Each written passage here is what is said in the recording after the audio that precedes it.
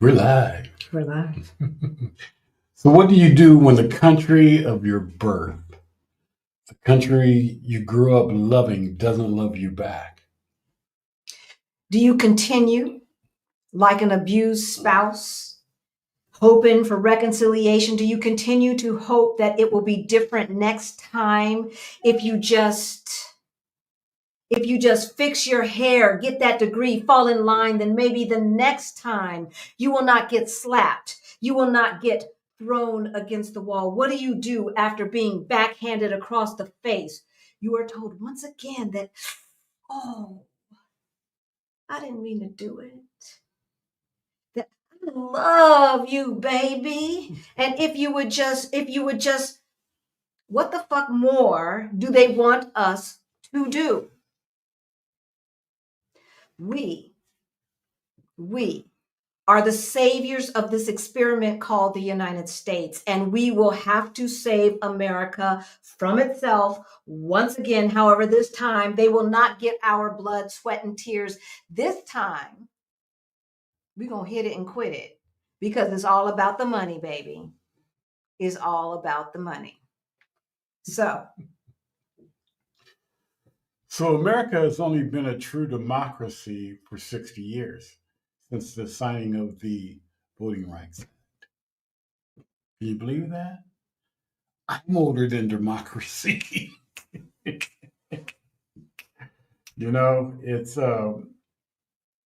quickly slipping back though. Yep.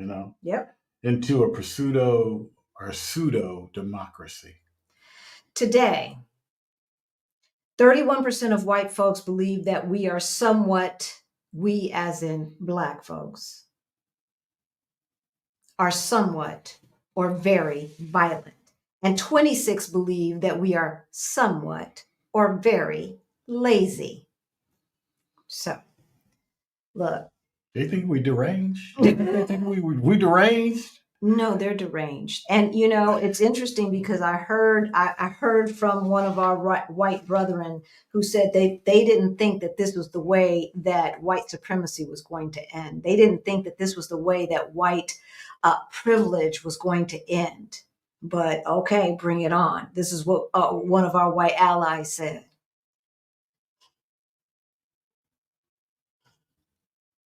And so, as the daughter of revolutionists, and I don't say that to be hyperbolic because my parents fought this fight already. My parents gave blood, sweat, and tears. They gave up money. They gave up time. They gave up, hell, they gave up San Diego.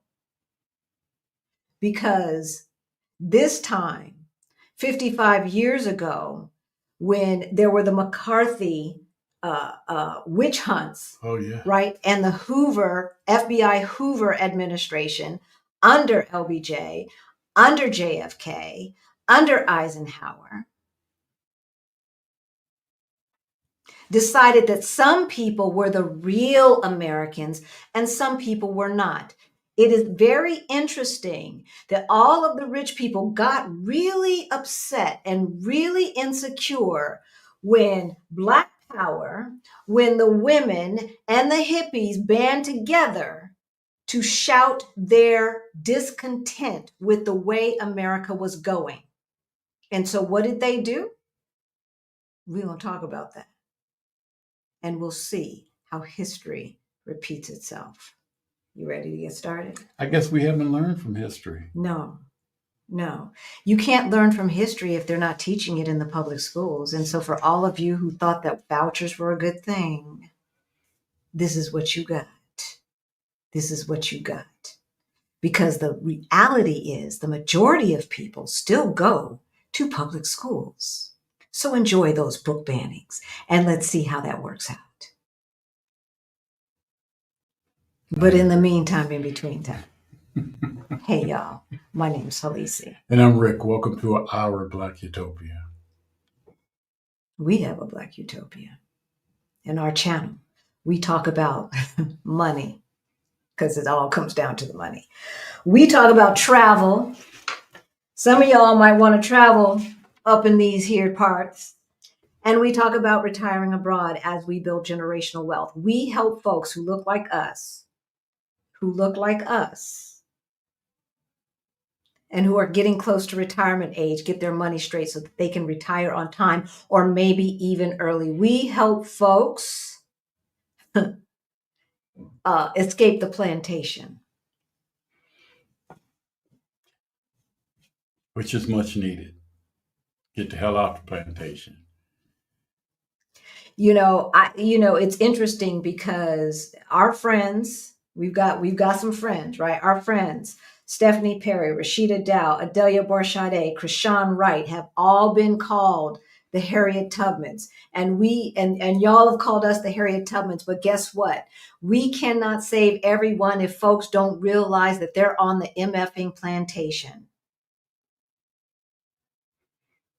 So the only thing that I care about at this point is making sure that people who look like us stay safe and that our assets, our hard-earned assets, are not collateral damage of white supremacy gone amok.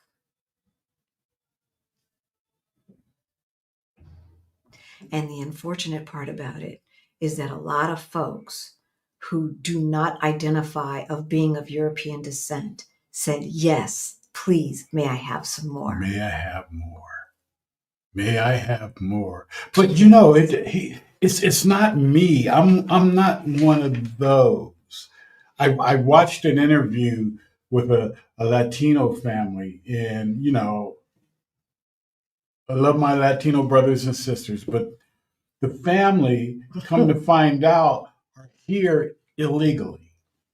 But they've been working since Reagan was in office, and they've been working and paying taxes and raising their family. And when the question was asked to them, well, how could you vote for someone that wants First to? of all, if they're not here legally, how are they voting at all? So they must have gotten citizenship, because don't believe the hype. Yeah. Don't believe the hype. If there are any undocumented people who voted, it did not change the results of the election.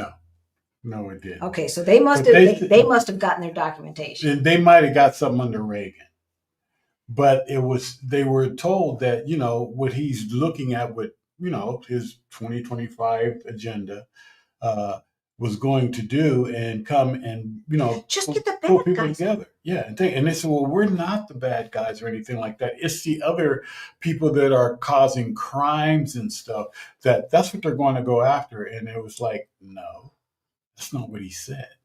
You know what that sounds like? It sounds like our Asian brothers and sisters who took that case all the way up to the Supreme Court to get rid of affirmative action because they thought they were getting a short rift and getting into Ivy League universities, and then they effed around and found out.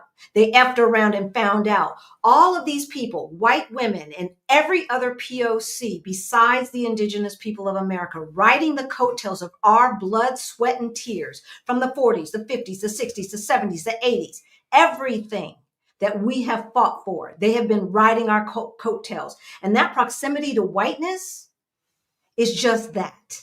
It's proximity. You can straighten your hair. You can lighten your skin. But if you do not have the right pedigree, God save you. God save you. Don't get it twisted. Don't get it twisted.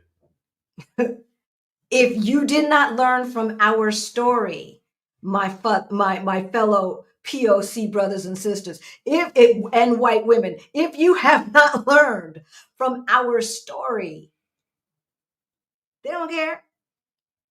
They don't care.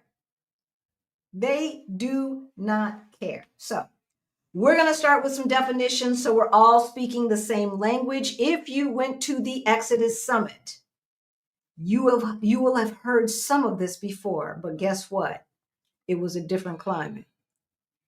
This was before the election. And it needs to be said again. And it needs to be said again because a good portion of you did not go to the Exodus Summit. So we're going to start with some definitions so we're all speaking the same language. And then we will outline how democracy becomes a fascist state so that you can know the signs to look for because I want to see in the chat right now. I want to see in the chat who knows the major tenets of Project 2025 and the history of the Heritage Foundation. Then we will speak, we will outline how a democracy becomes a fascist state and show you proof that we have long been headed in that direction. We have fallen asleep at the wheel, my fellow Gen Xers and baby boomers. We fell asleep at the wheel. Okay, we fell asleep at the wheel. And we thought that after the Jeffersons, and we done come on, we done moved on up. We done moved on up. I did something like that last week, and I looked at myself in the replay, and I'm like, oh my God, I look like my mom. Oh my God, I look like my mom. So, all right, let's see who's in the chat. You know, for some of us ladies, it's like my mom is physically beautiful. She is spiritually beautiful. She is psychologically wounded. So I don't want to look like her, but I love her with all my heart and soul. She's Hollywood. I love her with all my heart and soul. Hey, ZK, good to see you in the chat. Don Cole. We're going to go through this really, really fast. I'm going to star the ones y'all know what the deal is. If you have a statement or a question that you would like us to put on screen, put a Q in front of it, and we will mark it. Hey, Marguerite. Love you, baby girl. Marguerite. Hey, Bobby from Colorado. Got your email, responded. Hey, Vicky. Good to see you. Action VJ. Hey. Hit that like button. If any of the information that we talk about sounds interesting to you, please hit that like button. Subscribe. We know that more than 50% of the folks who watch us are not subscribed. Okay. And the politics stuff, we will only bring in relationship to what it means for Black Americans moving abroad, what it means for Black Americans and their money and travel. All right. We got something else for you if you just want to speak all politics, but that's not what we do. So if you find this interesting, please subscribe, hit that notification bell so that you know every single time that we go live. We are offering you an opportunity to get out of the United States as quickly as possible without giving up any benefits that may be due to you that the government will still preserve, be it Social Security or otherwise, right? Without giving up those benefits. All right. Karen Louise is in the house. Hey, just like she said, have a plan B, y'all. Have a plan B. If you never use it, have a plan B. So our plan B is that we have permanent residency in Mexico. That's our plan B. Our plan A is we live in Lisbon, Portugal, y'all. We live in Lisbon, Portugal. We look around, everybody is happy. Everybody is feeling good. We're praying. Right? We're praying. We are praying. And some of the people in Portugal and France and Germany and the UK and all of that are praying too. They are very, very concerned worried about what the FUCK America just did. Yeah. Okay. That's the word here in Europe. People are concerned. For real. For real. So, hey, Kay Renee. Hey, Allison and Kimmy and Tanya. Y'all saying hello to each other. Hey, Amberson. Good to see you in the chat. Isan1. All right. And Lois Forsett. That's a new name. That seems like a new name. Hey there. Hey. Welcome to Our Black Utopia. Allison. After our trip to Lisbon, it's clear it's time to get out. Right, Allison? That's all we're saying. That's all we're saying. Say hello to the fam for us. Definitely. Right? The French hitter is in the house. Hey, Vicky G, Robin Smith. I'm marking your comments as I go down. Okay, Amber, CK, action. That's what I'm saying. The action plan. Get an action plan together. Yeah, you have to. Get an action plan together. Greta from Midlife Money Moves is in the house. Hey, Greta. Okay, Yokota, you might have felt us talking about you last night. Was that last night or was that today? No, that was today. That was today. You and Peter, yeah. Yep, you and Peter got mentioned. So if something was If itching, if your ears were itching, we were good things. Though. Yeah, Good things. of course, good things. Of course, good things, because our community is wonderful. Oh, Our community definitely. is on point. Right, right. Serene Wealth. This seems like a new name. Hi, OBU fam. Pray you are all keeping well. We are. Jiva girl. Hello, OBU family. Rachel is in the house. Vanessa Ruiz. High vibes and flutter from Pacific Northwest. What was happening with them burning up drop boxes and stuff in the Pacific Northwest? What the hell? What the hell? Oh my gosh. All right. Shah Jazz or Shah Jazz. Hey there, Miss Simmons or Mr. I like Simmons. Shah. You like Shah Jazz? Shah Jazz. Okay. Pinky's in the house. Pinky, how you doing? Kelvin Alexander, first time here during the live. Hello from West Palm Beach, Florida. Oh, Florida. Greetings. Kevin, Greetings. I'm sorry, baby. I'm sorry you're down there in Florida. Now we know that Florida is a beautiful state, but the weather's kind of too humid for me. And the governor's crazy. The governor. The governor's crazy. Hey, Rhonda. All right, y'all. Brenna, we see MK Dickens, Killer Queen, Evelyn Golden, professors in the house. Abdul, usually I see you in the comments, not the live chat. Hey. Good to see you. Jewel in On Demand. That seems like a new name. Kim Strain, Roxanne, Courtney. We love you guys. Thank you so much for showing up. We are going to get started. Wow, Larissa Perret. That seems like a new name as well. I've been watching you two for months, but my first time connecting. See how y'all do? Y'all been watching. Y'all been lurking there in the background and not saying hello. Come on now. All right, Miss Penny's kitchen is in the house. So today we went to see June in the hospital today. She looked fantastic. She looked great.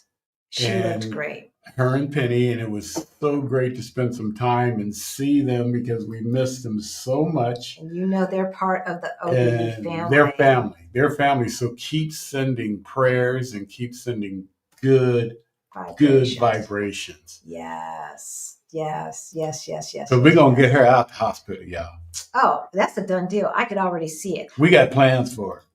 I see, right? We got plans for her. Right? I'm just saying, and we're gonna get our Kamala shirts on. I don't care what them folks voted for. I know who I voted for, and we getting our Kamala shirts together. We love you too very much. We love you, babies. We love you so much. I see people are watching from Facebook. I see people watching from LinkedIn. I see a lot of new names, and we're gonna get started. All right. Let's go. I eliminated. So I will continue to put a Q in front of your question or let me put this up. Put a Q in front of your, oh, that's Thursday short. Sorry, y'all. Look. Don't expect perfection from this channel. Hey, it's been a week. Expect excellence, but not perfection. All right. So let's get started with some definitions. You want to go ahead and give the definition of socialism? So socialism is the actions inspired by Marxist theories, a system or condition of society in which the means of productions are owned and controlled by the state. Which means there's no such thing as Marxism. There's no such thing as Marxism. So when people say that, they don't know what the F-U-C-K they're talking about. They don't know what they're talking about, all right? Marxist theory, socialism, comes from Marxist theory, but Marxism is not a thing.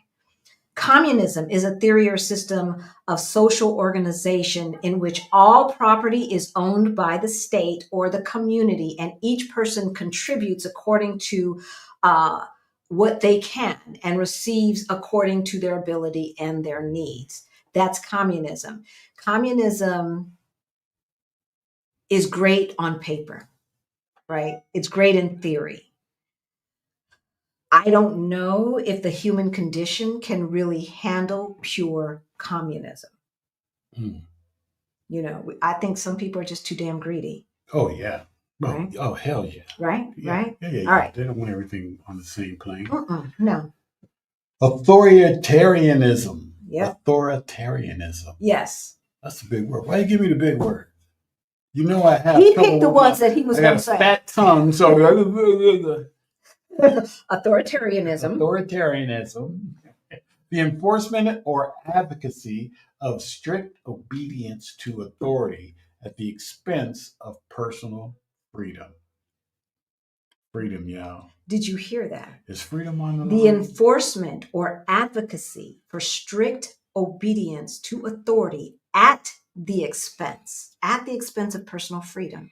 We will talk about the personal freedoms that we have already given up. And it's interesting because I was listening to a video today when they were talking about the difference between what Europeans think about what freedom is and what the average American thinks about freedom is. And we did a video, but I don't think we did a good job, y'all. I'm gonna be honest. I don't think we did a good job on it because they really talked about how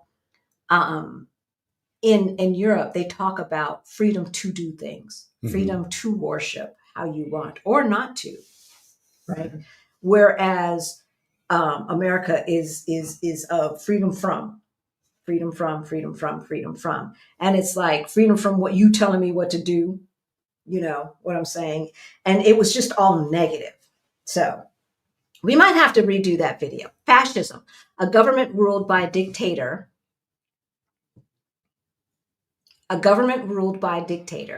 who controls the lives of the people in that society and allows no dissent nor disagreement. I can't believe America voted for that. They don't think that that's real, baby. They don't think that that's real. Okay. Myths that Americans believe. Okay, here's the first one. Oh my God. When I used to go to church, I don't go to church no more, y'all. I don't. I still believe in God. I still believe me in some Jesus, but I don't go to church because these mofos are on something. I don't know what they're on, but whatever it is, I don't want it and I don't want their God. Did you just call them mofos? I call them mofos. I guess that's putting it nicely. I call them mofos. America's founding fathers were Christians and enshrined Christian doctrine into the founding papers. That's False. That's false. That's a lie. Really? What God? What God? So the truth is, like, what God believes, like, oh, you know what? Let's kill all of the people on that land, or try to, and then take some other people and steal them from their land and enslave them in perpetuity. That sounds familiar. What kind of God is that? What kind of God is that? And I don't want no parts of it. I do not want any parts of it. So the founding fathers actually believed in enlightenment. Yes. Enlightenment. So they were really kind of agnostic, y'all. Yeah. Not atheist, but agnostic. Like, maybe there's a God, maybe there's not. That's the truth. But see, if you are banning books and if you are not teaching history and if your whole thing is no CRT, then you don't even know the history of your own MFing country that you think you are supporting. And you don't want anybody else to know. So, and it all comes down to this means that America was never a Christian nation. They sold us some bullshit, y'all. Come on now. Come on. Right? Right? And America, okay, myth number 4. America is the oldest democracy. If by democracy you mean white men who own land, it was the only true democracy. Everything else don't count because it's America. America. If you're talking about democracy equals white men who own land can vote, then sure. And can't jump? Sure. No, you didn't go there. I went there. Then sure. But the truth of the matter is that, as we said at the opening, we have only been a true democracy since the Voting Rights Act. And some people are saying they're not so sure if we are democracy anymore. And I would say that we're not, and we will go through why we're not. But this might have been the last election where people's votes were counted. It might be.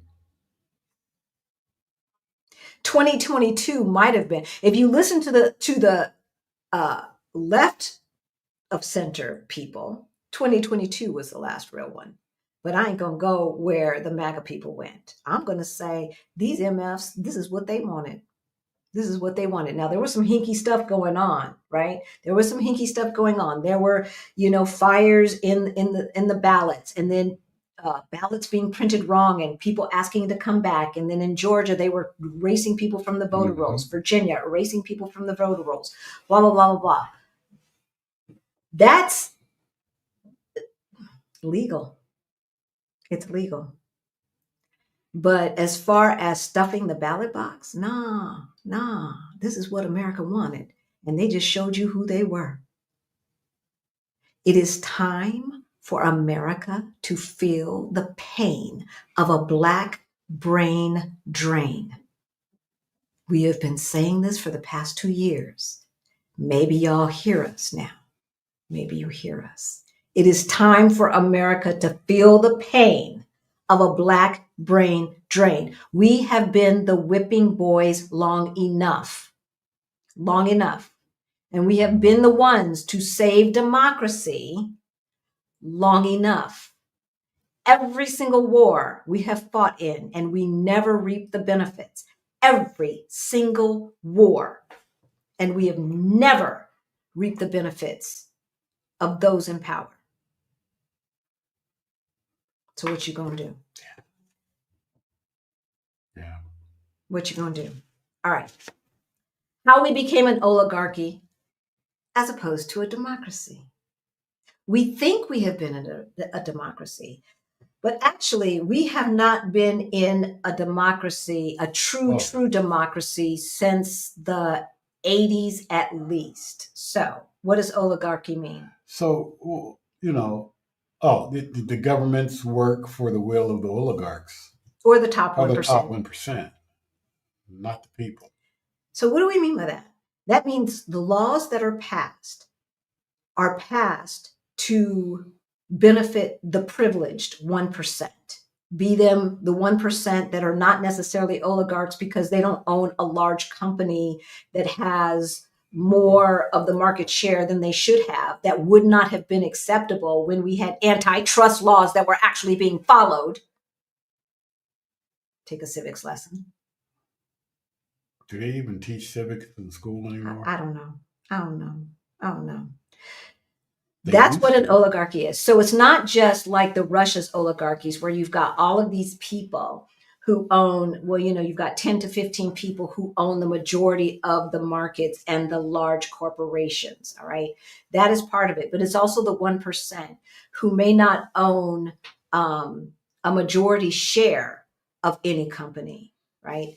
But they are multi-millionaires, right? Not like, oh, I got 2 million in the bank, I got 3 million in the bank, like anybody who, puts aside money and does some maneuvering. No, we're talking about hundreds of millions of dollars to billions of dollars. Those are the people that an oligarchy supports. Democracy, on the other hand, means that the government works for the will of the people. I got to put supposedly on the end of that sentence. No, a true democracy. A true democracy works for the will of the people. And I have to say this, okay, not as Black folks, but as Americans, the 40s, the 50s, the 60s, the 70s, we had the highest rate of employment. We had the highest rate of people going from poverty to middle class. We had the highest rate of people working in union jobs with, no college education and still making a decent living, right? We had the highest rate of home ownership and business ownership of the average Joe. Now, did Black folks get to participate equally in that? Hell no. Hell no. We know that. We know about redlining. We know our grandfathers and stuff came back and didn't get access to the GI Bill, or they got access to the GI Bill, but they couldn't buy in this neighborhood, this neighborhood, this neighborhood, this neighborhood, or this neighborhood, only in that neighborhood where the values go up this much as opposed to this much, right? We know that. But we're showing you how racism implodes on itself. Like these mofos don't even realize y'all benefit from this stuff and y'all about to cancel it out. Yeah. Y'all about to cancel it out. So we were an oligarchy when? in the 1800s. Right, in the late 1800s. They call that the Gilded Age. Oh, that's when you had the DuPonts, the Carnegies, and the Rockefellers. Right, the Carnegie people, the DuPont, the Rockefellers, right. All of those, all of the people who are in the conspiracy theory of that, what do they say? The deep state, and they're supposed to all be part Illuminati. Illuminati? The Illuminati. Yeah. Ain't no Illuminati. There's oligarchs. That's what it is. There's oligarchs. All right. Oh, it's just and well, no, because Illuminati is supposed to be secret. And the thing about What's secret about it? And the thing about it is, our governments can eliminate that. They did it before. They did it after the Great Depression. They were like, you know what? This is not working. We will not survive if there are haves and have-nots. This is not going to survive. And it's interesting to me that America decided that a multiracial democracy? Oh, hell no. Oh, hell no. We don't want that. We do not want that. Well, this is the 21st century. So we'll see how that works out for you. We will see how that works out for you. All right. So in the late 1800s, there were the have and the have-nots, which is why Reconstruction failed, which is one of the reasons why Reconstruction failed. Look, when white folks are doing okay, they don't really pay attention to nobody else. But when they're starting to feel the pinch, that's when they start paying attention. So what did Reagan do? Reagan made them feel the pinch. And that's why after the 40s, the 50s, the 60s, the 70s, the Great New Deal and all of that, why they decided to vote against their best interests. We will get to that. But right after the Gilded Age, the people clapped back. They clapped back and rose up. They rose up during the early 1900s, leading into, the early 1900s and up until World War I. The corporate tax rate in those days was 91%. 91%. Not the 36% it is today. 91%. All right. Yeah. Then Hoover gets in. He decided we needed more business and government and less government and business. Sound familiar? He lowered the top tax rate to 25%, and the businesses caused the Great Depression. The oligarchs caused the Great Depression, just like the oligarchs caused the Great Recession. Progress does not happen easily, y'all. Progress does not happen easily. And, you've got to struggle, you've got to fight, because power does not concede anything. Mm-hmm. Power does not concede anything without a struggle. The question is it our struggle? Is it our struggle? That's the question. All right. So he lowered the tax rate to 25%, and the businesses caused the Great Depression. Mm-hmm. The people clapped back. But here's the thing, y'all. There was the Great Recession in the late 1800s because of Reconstruction, because they no longer had free labor, right? And that led into World War I. And then there was the Great Depression. And white folks were like, look, this ain't working. And that led to World War II. And here we are again. I'm surprised that after the Great Recession, it did not lead to war. But America has decided that we need to be in perpetual war. And we really have sort of been in perpetual war since Gulf War I under G.H. Bush. GHW? No, there's G.W. Bush and there's George Herbert Walker Bush. That's the first one. Herbert Walker. Okay, got you. Yeah. Right? We've always been in these military actions from 1992 to today. So for 30 years, the military industrial complex has been alive and thriving. And who is getting those contracts? Oh, isn't Elon Musk one of the people who gets one of those contracts?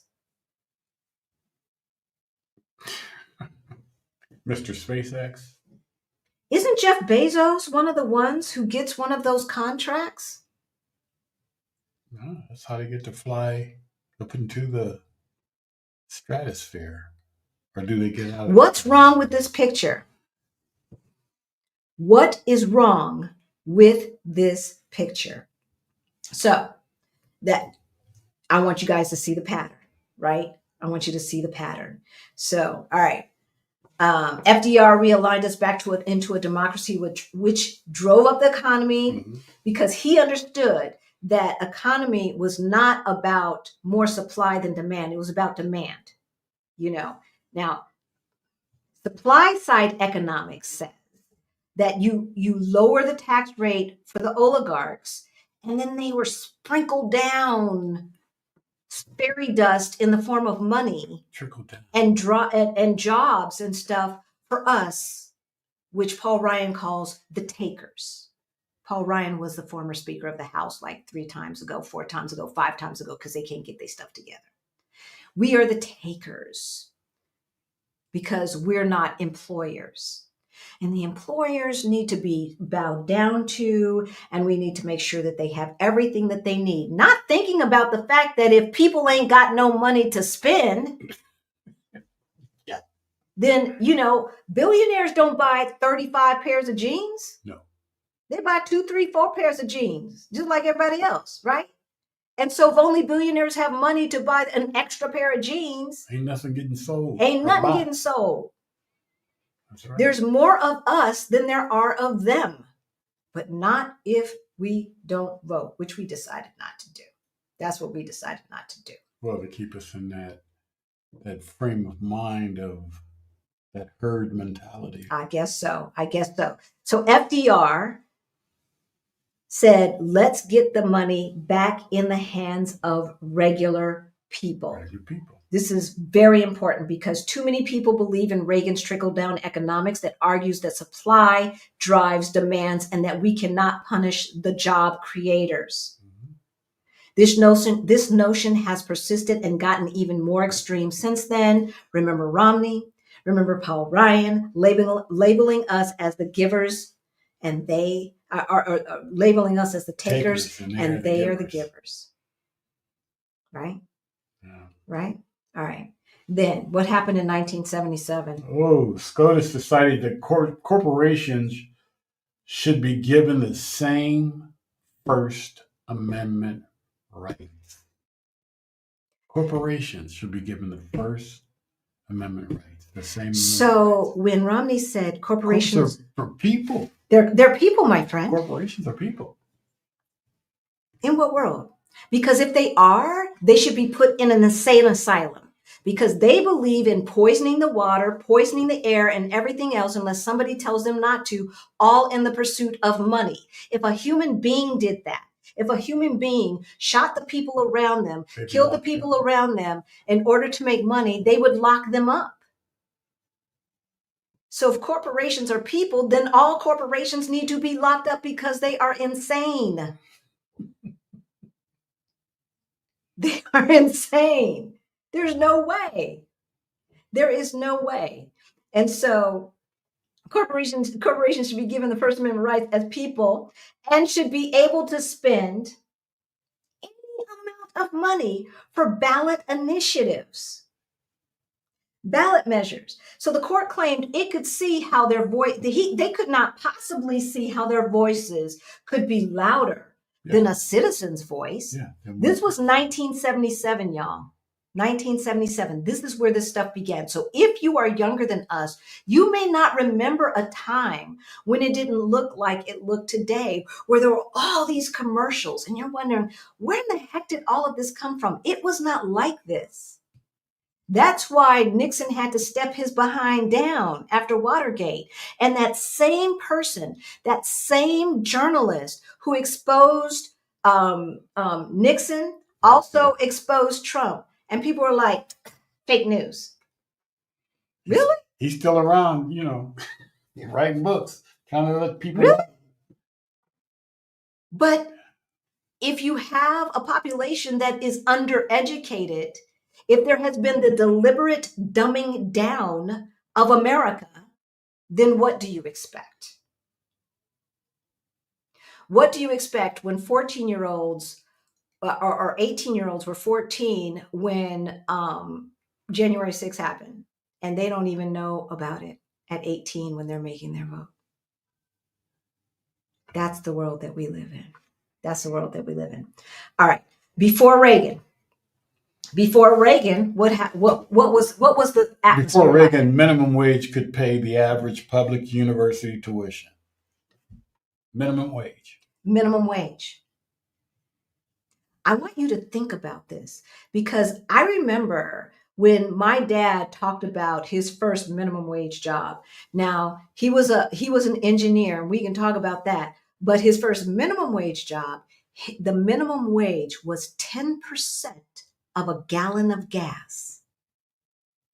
Minimum wage was, a gallon of gas was 10% of 1 hour of minimum wage. Gas was 19 cents a gallon. Minimum wage was $1.90. How much is a gallon of gas today?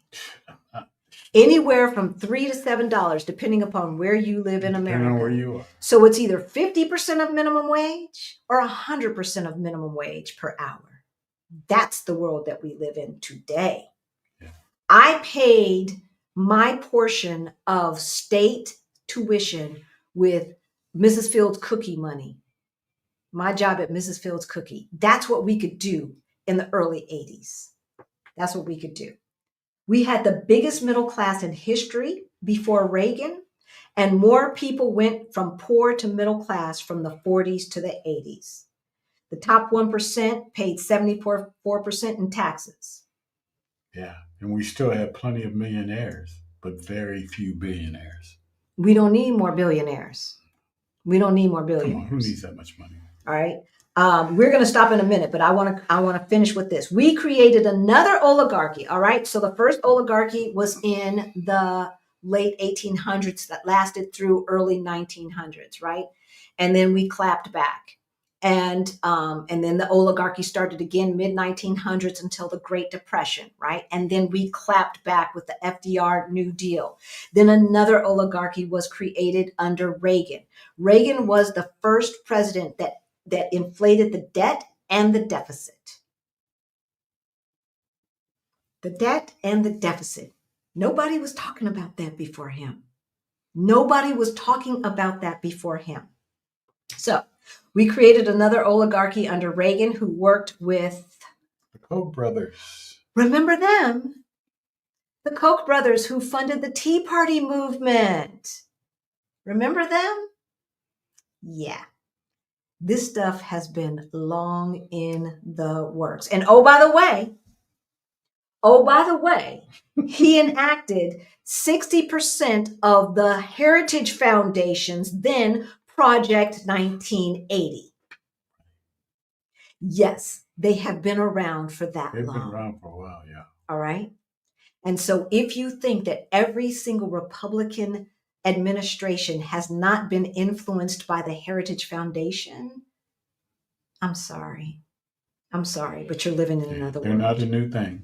So what else did he do? What else did Reagan do that created that oligarchy? He stopped enforcing antitrust laws.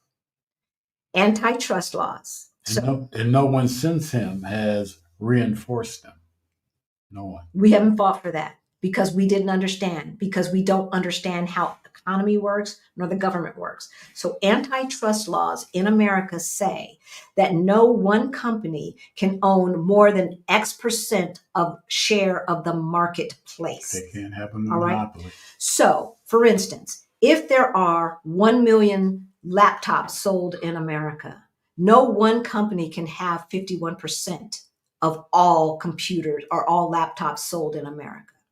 Okay. They probably shouldn't even have 25%. You see what I'm saying? So that's what antitrust laws are for those of you who do not know. All right. What else did he do? Antitrust. He cut the top tax rate for the top 1% because this is what this was an actor, y'all. Why in the hell did we hire an actor to be president of the United States? Why did we even hire him to be governor of California? Because Lord knows he effed up our education system. California had one of the best education systems in the nation before Ronald Reagan. Maybe because he was an entertainer? Maybe because he was an entertainer. Huh. So he cut the top tax rate for the, for the top 1% down to 27% and created our first major deficit and debt. All right. So deficit means that you are getting in less income than your bills. That's a deficit. Debt, we know what debt is, right? Debt is when you owe folk. All right. And you always gonna owe folk if you getting less income than you have bills to pay. All right. So that's the difference between deficit and debt. And they always want to clock that when progressive folks are running the White House. They always want to clock that. But they never want to clock it when they're running things. Never, ever, ever. They never admit to it. And because we don't pay attention, they get away with it. They get away with saying, oh, Democrats are just the tax and spend party. They just tax and Spend. How many of you like the fact that you got some loan relief with your student loans? Because Lord knows, when my parents went to college, first of all, student aid, this was back in the 60s and early 70s, student aid covered 80% of any state tuition, minimum. Mm-hmm. And guess what the interest rate was, y'all? 0. That's what we used to do to invest in people. Yeah. That's what we used to do. That left. That's what Europe does. That left the building. Right? Right. All right. Citizens United. Part 2 of the oligarchy. What does Citizens United do? I have to read this one. Okay. A 5-4 majority of the Supreme Court sided with Citizens United, ruling that corporations and other outside groups can spend unlimited money on elections. That's where all the money came on the elections. As long as they're not coordinating with candidates or their campaigns. Yeah. Think super PAC. Super PAC. That's what Elon Musk had. Did Elon Musk seem like he was not coordinating with the campaign, with the Trump campaign? Did he seem like he was coordinating or not coordinating? Exactly. And oh, by the way, people can give money and it does not have to be disclosed until after the election. So that means people who are foreigners can contribute to these super PACs that are specifically working for certain campaigns. And I don't believe in super PACs really on either side. We need to get the money out so that our voices can be heard again. But that means foreign actors can contribute, and we don't find out until way after the fact. Way after the fact. And then you got to dig through. Because it might be so-and-so LLC related to so-and-so S Corp and this, that, and the other. You think that's a good idea? Yeah. You think that's true democracy? These are the things that have been going on, and we have been sounding the alarm for a long time, but nobody has been listening. So historians say that an oligarchy can't last. That's right. Oligarchies cannot last. And they either go one of two ways. They either become a fascist dictatorship, Mhm. or the people rise up and it goes back to a democracy. What do you think is going to happen? What do you think is going to happen? So we now have one of the biggest income inequalities in the world. We are even worse than South Africa when it comes to income inequality. So you wonder why so many of your brothers and sisters, white or otherwise, voted for the other side. First of all, because they were hoodwinked and bamboozled, but also because we have one of the biggest income inequalities in the world, and we have allowed that to happen. We have allowed that to happen. We could have stopped it. That's why when Obama was running, he kept saying, I cannot do this without you. He needed a mandate to do what he was supposed to do. And still, we did not rise to the occasion. Still, we didn't. And he didn't do all of the things that he wanted to do. So one of the things that, since this election is giving Trump, and this is the last time I say his name, he thinks he has a mandate now. Mm-hmm. Mm-hmm. He thinks he has a mandate. Yeah. Yeah. That's what's scary. That is what's scary. That is what's scary. So think about the Great Depression, which led to the blame game, Mhm. and others, which led to Hitler and Mussolini. All right. The Great Depression led to the blame game in some countries, which led to Mussolini and Hitler. The Great Recession led to the blame game. We had our president is not American. We had the Tea Party. I want my country back. Back from who? Because BITCHESs, your folks came here in 1920 from Italy, from Poland, from this place and that place, where my people have been here since the 1700s. So what are you talking about, real Americans? Miss me with that. But that was the Tea Party. And most of those folks could not trace their ancestors back further than we could. And we can't trace our ancestors back as far as we should be able to. But damn, y'all 2-3 generations. Y'all 2-3 generations talking about you're real Americans. Friggin' Elon Musk was undocumented. He was undocumented. The first lady was undocumented. But people who look like us are not the real Americans. No. I will not be slapped anymore and then turn around and have you say, I love you, and think I'm going to come back and show you the same deference and love than before I was slapped. I have been slapped one time too many. How many of you have been slapped one time too many? Let us know in the chat below. If you're watching from LinkedIn, if you're watching from Facebook, I don't know how long we are going to legally be able to talk the way we are talking right now. So we got to get it all out today, because this time next year, they might be trying to IRS us to death. They might be trying to snatch our citizenship. Who knows? Who knows? Because all of that is in Project 2025. And we're going to let y'all know.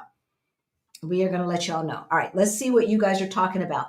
And then we're going to get to 3 major things that keep a functioning democracy functioning. And the reason why I'm telling you this, because all of us who still have to live in the world, there's 2 things. One, our assets are tied to America. Our assets are tied to America. So if there is any way back from this thing before it goes too far, we want to let you know what we can do. Okay. Secondly, wherever you go, you don't want to get out of the frying pan and into the fire.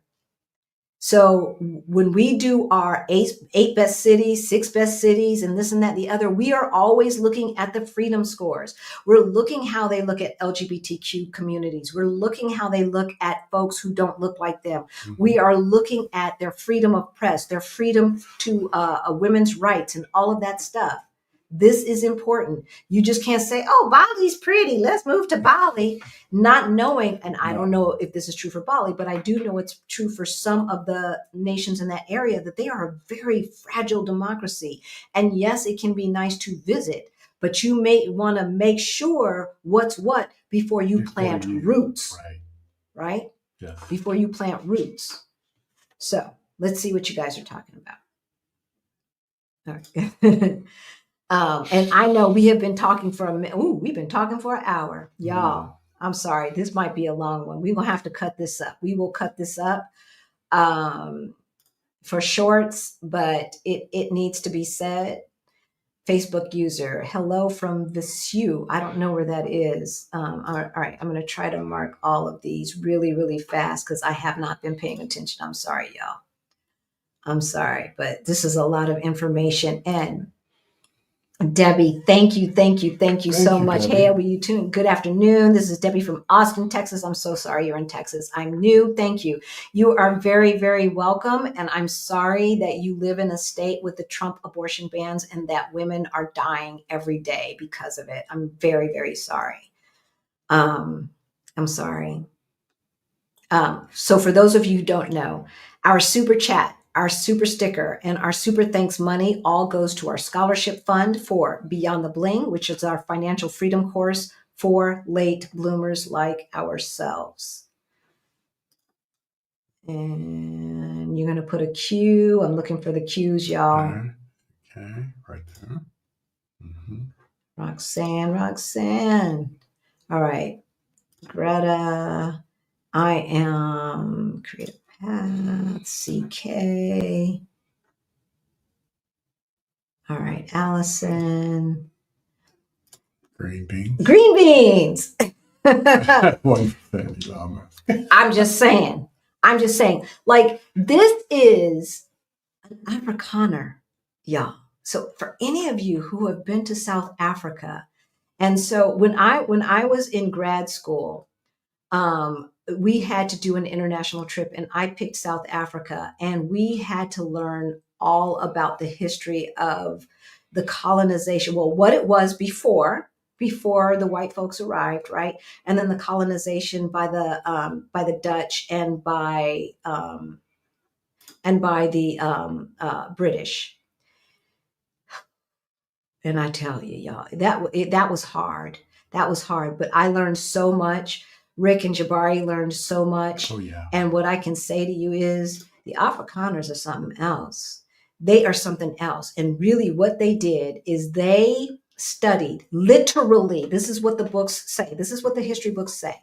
They studied Hitler and what he did, and America and what they did, all right?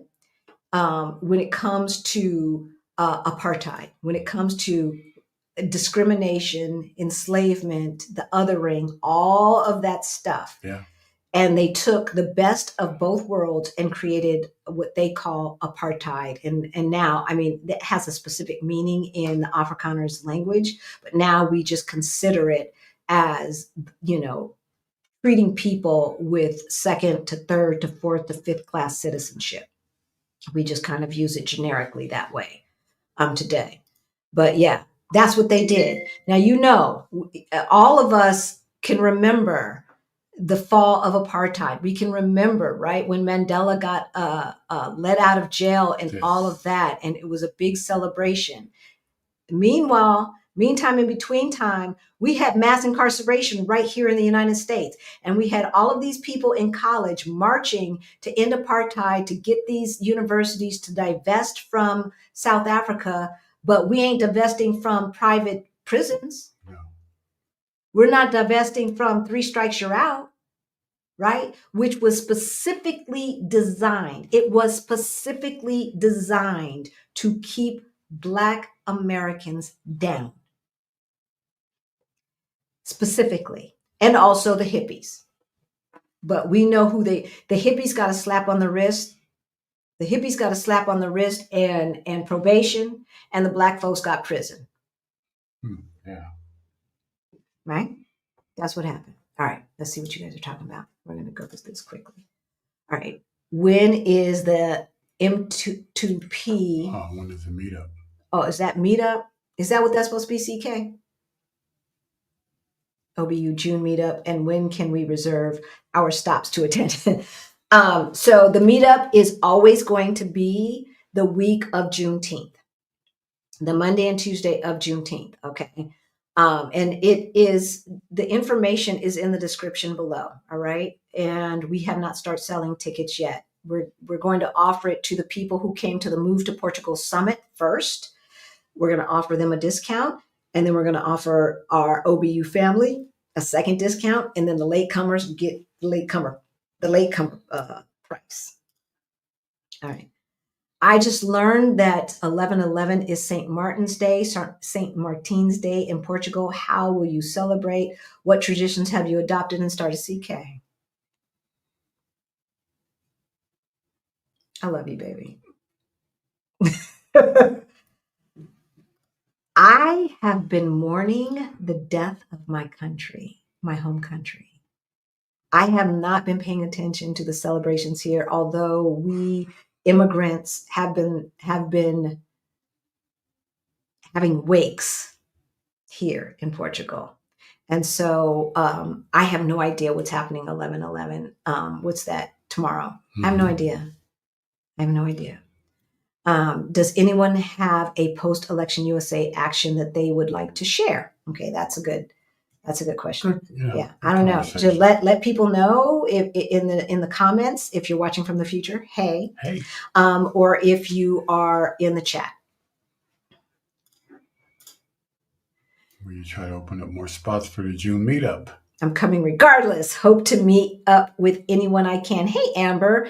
So we have not sold tickets yet. Okay. Yeah. What I'm going to do is last year we could take 300 people to the party, but only 80 people on the boat trip. So I'm looking into bigger boats. So once I get that straight, then I will start selling tickets. Okay. Again, the people who came to the Move to Portugal Summit will get first dibs, and then we'll go from there. Anybody who's on our email list will get second dibs, et cetera, et cetera. And they are taking away the voting rights from us. Allison, the vice president-elect said he would like it if children got the right to vote, but only the man of the house gets to vote for his children and his wife. That's the world that he would like to see. That's the world that he would like to see, where people with my genitals don't get to vote. And he's a heartbeat away from the president, who is not very healthy. This is so scary that your parents fought this right, and now we have to again. The Portuguese don't forget. Right now they don't forget. But Shaquan, here's the problem. I am so heartbroken about the amount of Black people who don't know why we even have the right to vote. Yes. And who has been preserving our right to vote. It has never been the Republicans since the 60s. They voted for it in the 60s, and then they quickly dismissed it for the Southern strategy. We'll talk about that. But how do you not know that? How do you not know that? And shame on all of us. Like, my son knows. Where your son at? Where your daughter at? How do they not know?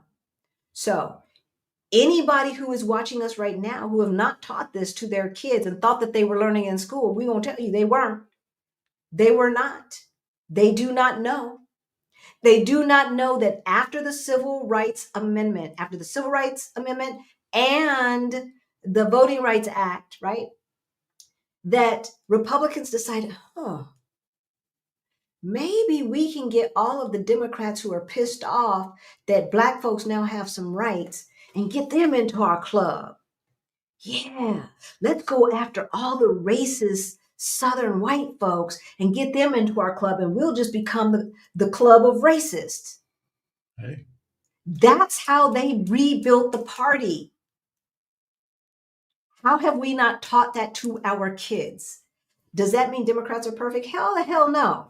But at least they're not going to arrest us for protesting and calling them out on their SHID. are calling the Army or National Guard out Exactly. to shoot them in the leg. Exactly. It's going to be Kent State all over again. And if you don't know what Kent State is, Google it. Kent State was not pretty. It was not. We don't learn from history because we don't like the history we have. No, they don't like the history they have. You can teach it, but you can't make people learn it. Too many have the attitude that the past is the past. They'll learn now. They after around and they're going to find out. Yeah. They after around and they're going to find out. Yeah. Because it's going to be thrust right back on them. That's one thing that I can say about Germany and South Africa. In South Africa, they had the reconciliation trials or tribunals or whatever they were calling them, right?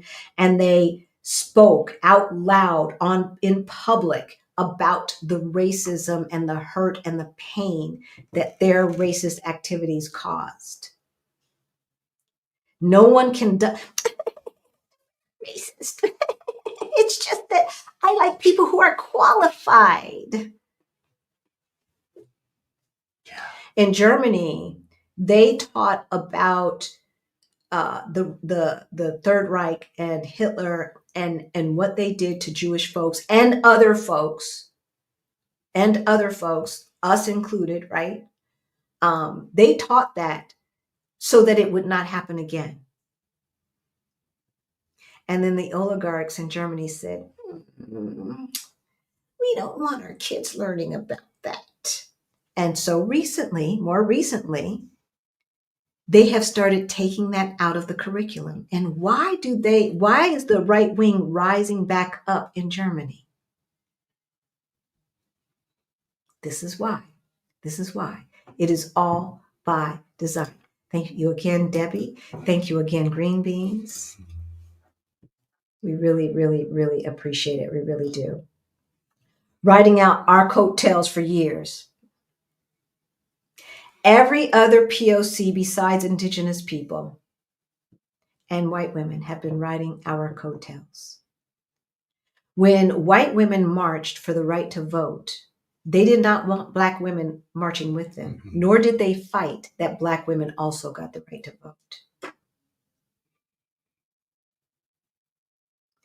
There are allies when it suits them.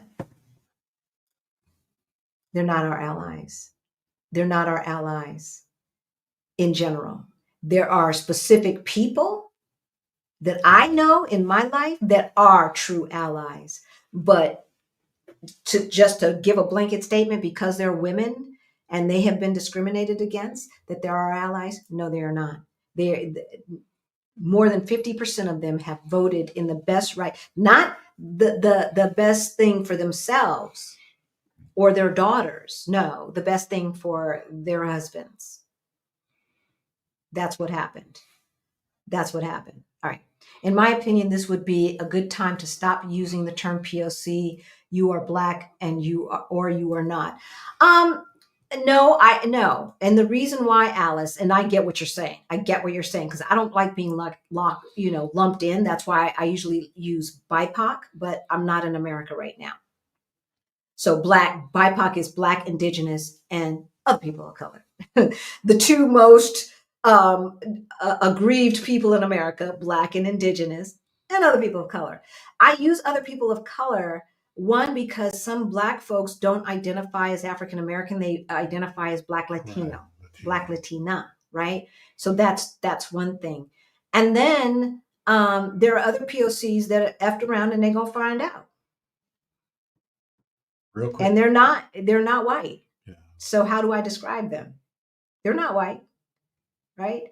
Indigenous folks who mixed up with the Spanish folks at some point in history and now call themselves Latinos, they're not white. White people don't look at them as white. They want to be looked at. Unless they really, really, really do present as white, right? Unless they do. All right. So that's why I use that. But I get what you're saying, Alice. I get what you're saying, and I ain't mad at you. I've had 2 random Portuguese people say sorry for what your countrymen have done. I know. Yeah. We have 2. We immigrants to Portugal, or immigrants from America. Immigrants to Portugal we're hearing it from a lot of people. Mm-hmm. We're hearing it from a lot of people. What do EU folks think about 47 giving up on Ukraine? Do they anticipate the dominoes falling across Europe? Yes, they do. It's in their minds. Yeah. Yeah.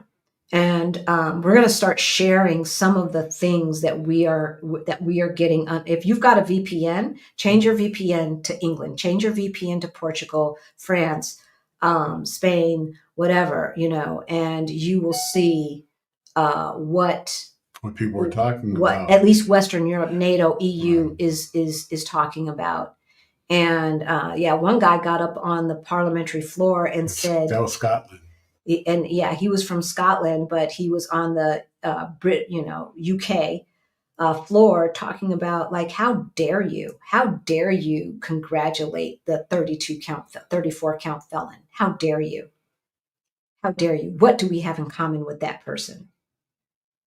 This is the kind of stuff that's being said over here. Hola, familia, Black Utopia, boa noite, boa noite, boa noite, boa noite. We trying to have a boa noite. Hubby, question, hubby, 7 years from retirement, scared. This is all we know. I know. But guess what? Like, don't believe the hype. All right. There are the majority of the people on this planet live outside of the United States, and they're happy and they're living perfectly fine lives. Mm-hmm. Now, everybody everywhere? No, of course not. But I remember the first time we went to South Africa, and even walking around the one of the townships. Yeah. They understood the plight. They understood what the government needed to do, and they were just happy. They were just happy because their expectations weren't as high. Right. But they weren't sitting around moping and complaining. They were celebrating. Seriously. So don't think that, we as African Americans, I want you guys to think about this. If they tell us they're going to send us back to where? Where? They don't know where we came from. It's not like Hondurans, Guatemalans, Colombians, Venezuelans, Asians from China, from Malaysia, from Japan, from wherever, right? Or Indians or Pakistani. Like, where did we come from? So they already stole that from us. And now they have stolen our home country. I really do feel homeless. I feel homeless. But I've always felt homeless. I've never felt like a true American because they kept telling me that I wasn't. If you felt like a true American, I want to ask you why. Why? Why did you? Why did you? When we know historically, they have never viewed us as 100% human. There has never been a time in American history where we have had 100% of the privileges and rights as those in the power majority. Never. We got 6 adult children, scared for them. We're scared for our children too. What can we do starting right now to head towards change and safety? So the first thing that you need to do is make sure that you have a passport. Yes. Today. Like, oh, you know what? Let me get ready for Christmas. No, you ain't got time for that. You do not have time for that. Get your passport today, because there may be a time when he says, too many of them people that we need to do the menial jobs have been leaving. We're going to slow that down. Let's slow that down. Okay? So get your passport today. Get your money in order. Stop buying shit. Stop buying shit you don't need. Food, utilities, the basics only. Stop spending money. Stop it. Every single penny that you have to spare, you want to put in a high yield savings account, laddered CDs, or invest it until we figure out what's going to happen with the dollar. But let's ride this wave and let's make as much money off of this thing as we can. Yeah. Okay. And at the same time, because you can't do this one at a time, we don't have that luxury. That luxury was last year. Right? I see that our viewership has doubled. Hopefully we've got over 500 people watching. Hopefully we have 500 likes. Yeah. We were trying to tell y'all, and I love you, and we're going to be here, and we're going to figure this out, and we're going to do it. All right? And one of the things I would say too is, and if you are a traveler, if you like to travel, go visit other places. Do it now. Go and visit other places, learn about other places. But don't just go as a person that's going on vacation. Go Airbnb, live in the neighborhoods and take time. Don't go for a week. That ain't doing you no good. Go and learn about different places. Go and learn about Mexico, different cities in Mexico, or Portugal, or Spain, or whatever. But just don't go as a visitor. Right. You want to understand in case you decide to leave where it's going to be okay to go. And we say leave. All right. So you want to put together a list of wants and needs. All right. Needs. Make sure those countries that you're visiting have the majority of your needs and a good portion of your wants, okay, so that you can evaluate these countries objectively. If you have a ready to retire toolkit, it's in the description below. Our Move Abroad toolkit in the description below. Have the databases where you can check out cost of living, safety, freedom scores, and everything else that we use to do our research to make our best cities videos, okay? Yeah. If all else fails, you can book a call with us. All right. Europe was freedom from a USA was freedom to carry, right? To carry guns, etc. Exactly. We don't have mass murders here. With the U.S. deficit, the country is essentially broke. Republicans are against dual citizenship, wanting allegiance to the U.S. With the uncertainty of the future of societal security, would you renounce? Maybe. Social security. Maybe. Like if they cancel tax treaties with our so-called allies so that we're double taxed, I would seriously consider renouncing. So we'll see how this goes. But we can't renounce until we get citizenship someplace else. And so, the U.S. doesn't have any problem with dual citizenship with their allies, but we don't know what if they do all of the stuff that they're talking about in Project 2025, and we should assume that they will until proven otherwise. Mm-hmm. Then I don't know what that's going to look like. I just don't know. But no, there's nothing that's off the table at this point. I hear you on the church tip. Daughter of a Baptist minister, I've always loved a God of my understanding, right? Spirit is the order of the day. That's right, Roxanne. That's right. I love that. All right. I know this isn't a permanent fix, but the governors in the blue states are trying to Trump-proof their states as much as possible, which is impossible. If you can get to a blue state while working on your exit, do it. But then high taxes. So get to a blue state if you've got a couple of years. But if you're just going to go, then move to Nevada or someplace like that for a month, establish residency so you have low taxes. F them. We only have to pay the amount of taxes that we're required to pay. Hello. So you don't get double taxed federally, but you still pay state taxes. Okay. So we still pay state taxes in Colorado. Mm-hmm. But yeah, Greta, they can try to Trump-proof their stuff, but there's nothing at the end of the day, unless they start talking about secession, there's nothing they can do. I wonder what will happen when it's time to renew my passport. Me too, sweetheart. I'm kind of concerned about that. Many Dems and non-Trump or GOPs did not vote. Or essence, they voted by non-participation while knowing the consequences. They're going to F around and find out. No, yeah. I'm taking my family and my money, and we're out. Deuces. I'm mad at you. Statistically, the vanilla-colored people are the largest group who benefit from public welfare. Yes. Oh, yeah. Let's see how they feel Let's see how they feel. But see, they have a history of saying if they get it, then nobody should get it.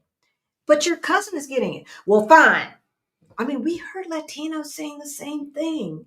Yeah. Saying the same thing. America has become so selfish that we're voting on our own rights as opposed to our community's rights and lives. I just don't understand it. There are so many multimillionaires who still voted to not extend the Trump tax cuts, which would have helped them and hurt people like us, because they know that if people don't have money to buy their stuff, then they're going to be broke too. They're going to be broke too. They have security clearance too. I see that. CK youth vote was dominated by GOP. Yeah, well, because they're uneducated. Dems are clearly out of tune, out of touch with the masses. Yeah, on a local level, I can't necessarily agree with that, but on a federal level, that the Washington echo chamber is serious. She made a good point. If corporations are people too, why don't they have to dissolve and divest after 75 years like people do? Good point. Right. Good point. Good point. Reagan was deregulation personified. Absolutely. Absolutely. Reagan put mentally ill folks on the streets. Yes, he did. Oh, yeah. He defunded the public mental hospitals, which is why we have so many homeless people today, y'all. It's not because of this mayor or that mayor or anything else. You can thank Ronald Reagan. And so when I hear these people saying, this is not the party of Reagan, this is not my daddy's party of Reagan, F Reagan. Reagan paved the way. Say he was a great president for Trump. Reagan, Nixon, and Reagan paved the way for Trump. So I don't want to hear it. I don't want to hear about Reagan's party or GW's party or McCain's party who brought us Sarah Palin. Oh my God. Oh my God.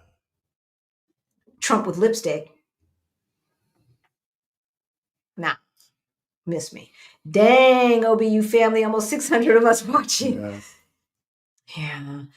Spent a year in college right after high school, 1982. Reagan policies ended the Social Security check I was supposed to get until age 23. That must have been from a parent that was deceased or something like that, Pinky, because I took summer off. It was 10 years before I could afford to go back.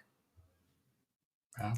I had to change what college I was going to because of Reagan's efforts when it comes to financial aid and everything else. Okay. So when people say things were better under Reagan, is like, in what world? In what world was it better? Who benefited under Hitler and Mussolini without consequence? Not people who look like us.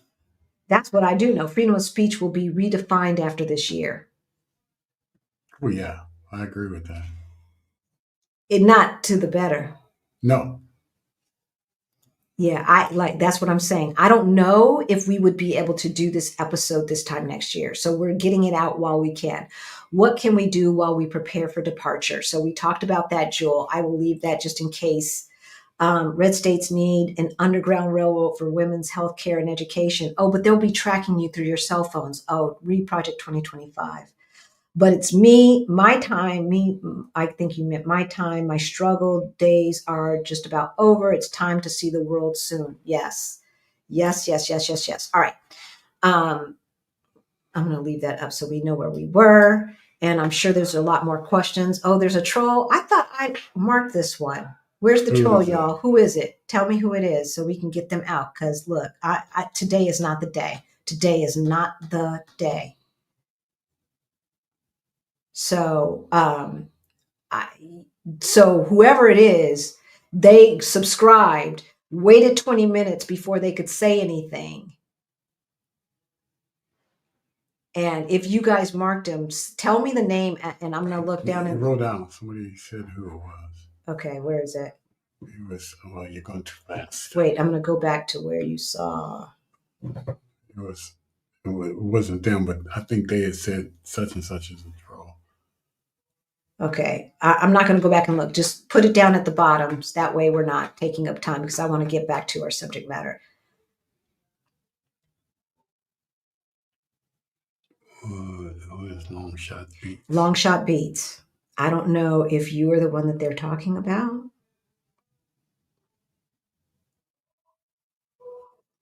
But you're not in the right place. You're not in the right place. And today is not the day, baby. Today is not the day. So being Black in America, if you are not Black, then you don't understand. If you are and you don't understand, I'm sorry. Go read a book. Go read a book. Okay? Whoever you are, this is not the place for you. Saying? I don't know. But he said, do y'all have anything else to offer other than being Black? Yeah. Bye. Bye, Felicia. America needs to feel the pain of a Black brain drain.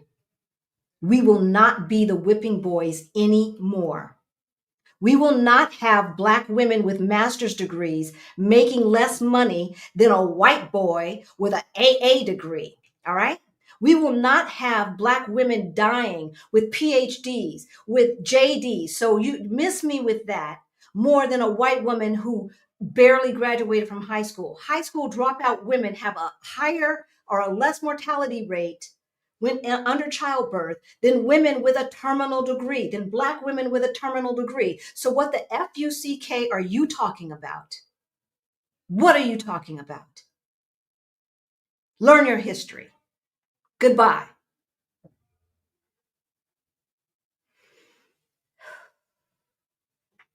Goodbye.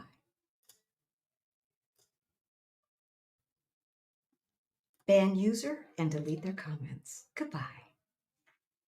All right. 3 major things that keep a functioning democracy functioning. Number 1, accept the results of the election, win or lose. That's why I'm not going to say that this last election was a fraud. There was some hinky stuff going on, but that was all out in the open, right? That was all out in the open. I'm not going to say that there was some hinky stuff going on. Accept the results of the election, win or lose. Number 2.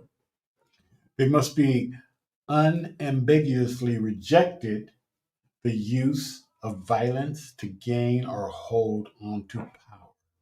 They must unambiguously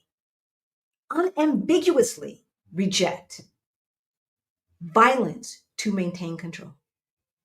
And then number 3, they must break ties to anti-democratic extremists. Now let's go through those and let's see how we did. All right. Number 1, accept the results of an election, win or lose.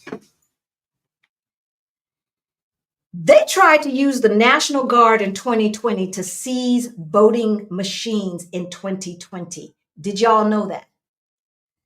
Leading the CIA director to call a meeting with the chairman of the Joint Chiefs of Staff to say, oh my God, we are on our way to a right-wing coup, because she knew that people in the White House were trying to get the National Guard out to stop counting.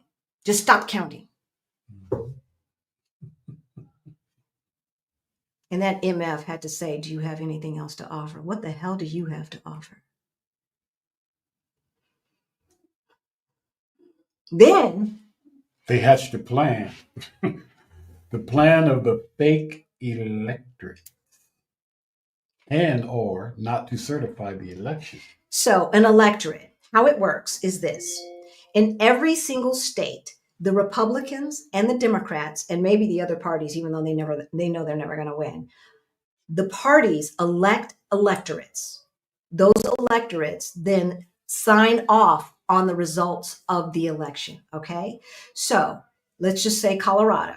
In Colorado, there's a set of Democratic electorates and there's a set of Republican electorates. If the Democrats win the state of Colorado on a federal level, they show up on a certain prescribed date at the Capitol with. We need to block you. Who am I blocking? Cornelius. Hey, Cornelius. Bye. Goodbye and good luck. Hope it works out for you. All right. So let's take Colorado. They have Democratic electorates and Republican electorates that have been elected by the party members. Okay. And so on a prescribed date, they show up at the capital of the state with the governor, with the secretary of state, with the paperwork that says, here is the results. Here are the results. Sign off on them. I know because I've been there when they were signing off to certify the results of an election. Okay. And then that paperwork is sent to DC so that the House and the Senate can say, yep, and sign off on it. All right. That's how it works. So instead of using, let's just say in Colorado, instead of using the democratically elected electors for the winning party, if we would have had a Republican governor and secretary of state, they would have said, oh no, we got these other folks over here that's about to sign off on it. You over there, yeah, those were the rules yesterday. Today, this is how we're going to do it. That's what they tried to do. That is what they tried to do. When we have had these rules and laws in place, as long as we've had this electoral college, which is a vestige of slavery. So it needs to go. It needs to go. But in the meantime, in between time, this is how they do it. The second part of accepting the results of an election, win or lose, most GOP Congress refused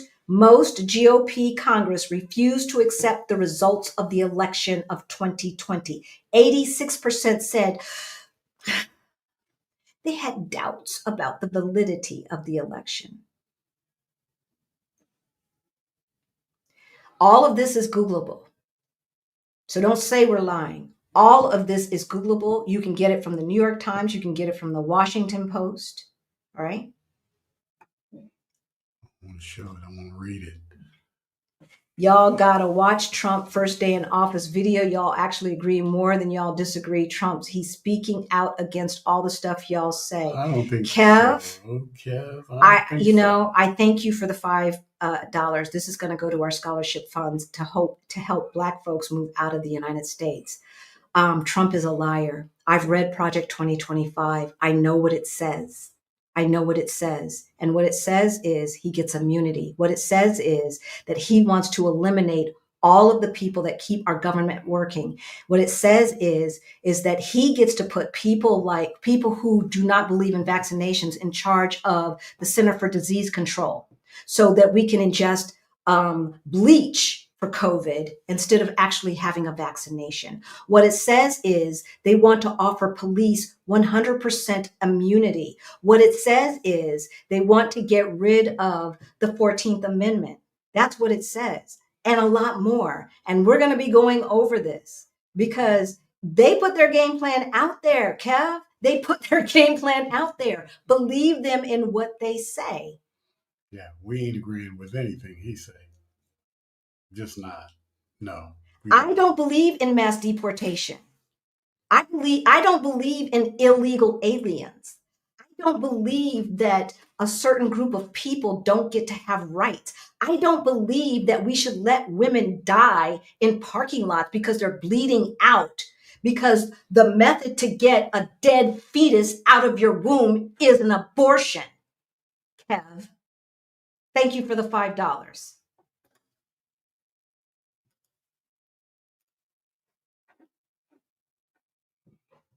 Hey, y'all.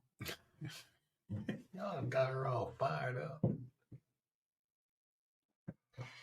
17 GOP secretaries of state filed lawsuits to the Supreme Court to invalidate the results in nearly all of the swing states.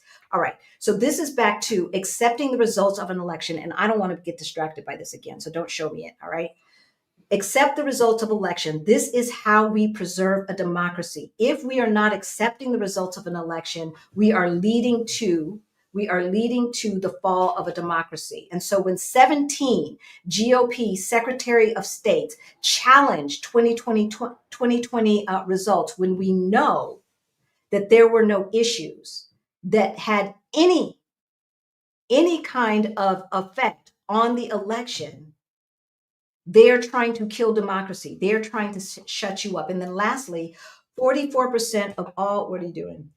You trying to find it? No, You trying to find it? hit Okay, go ahead, baby. Go ahead. Thank you. 44% of local GOP took some action to invalidate their election results.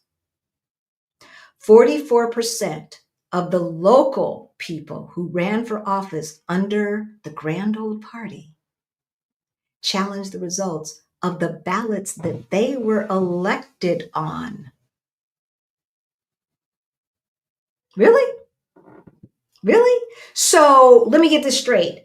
Your election was okay on that same ballot, but at the top of the ticket, that was some hinky stuff. That's what you're saying?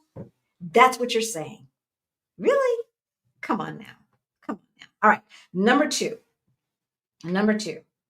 They must unambiguously reject. You know my tongue is. They must unambiguously reject the use of violence to hold on to power.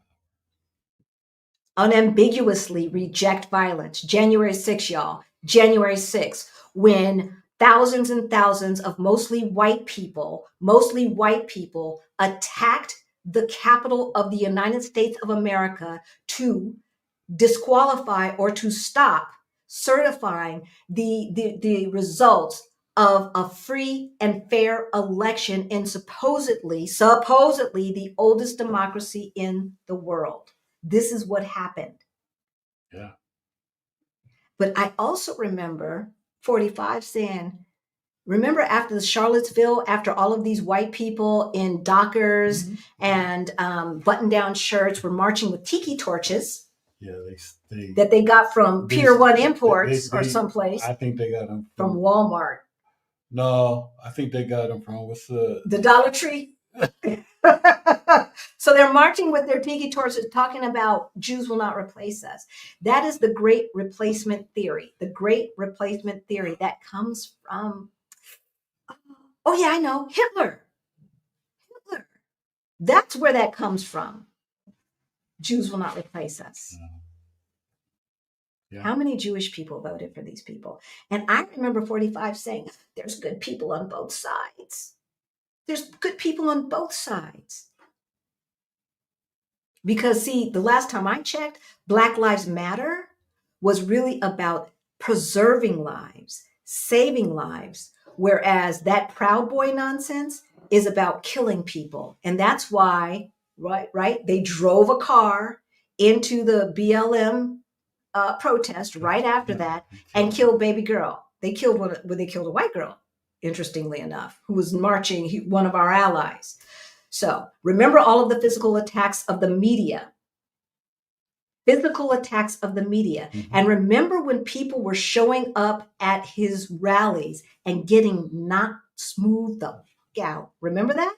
And he was like, yeah, knock them out. I'll pay I'll pay your legal bill. Right? Which he never did. Right? Remember him saying that the police are too nice. They need to rough them up more. Right? We cannot have a true democracy if we are celebrating violence against American citizens. If you are in our comments, you will get banned. If you are not with this conversation, if you believe that things are going to be all right, all I'm going to say is I hope that you're right. I want to be wrong. But I don't think I am. I want to be wrong just because my family's there. I want to be wrong because my assets are there. Some of them anyway. He wanted to send the military to stop the protesters, right? Using violence. What's the next one? Marjorie Taylor Greene, is that MTG? Bobart. That's ours. Yeah. That's Colorado. She's Colorado. Gates maintained ties to paramilitary groups. They maintain ties today to paramilitary groups, including talking about assassinating their political rivals.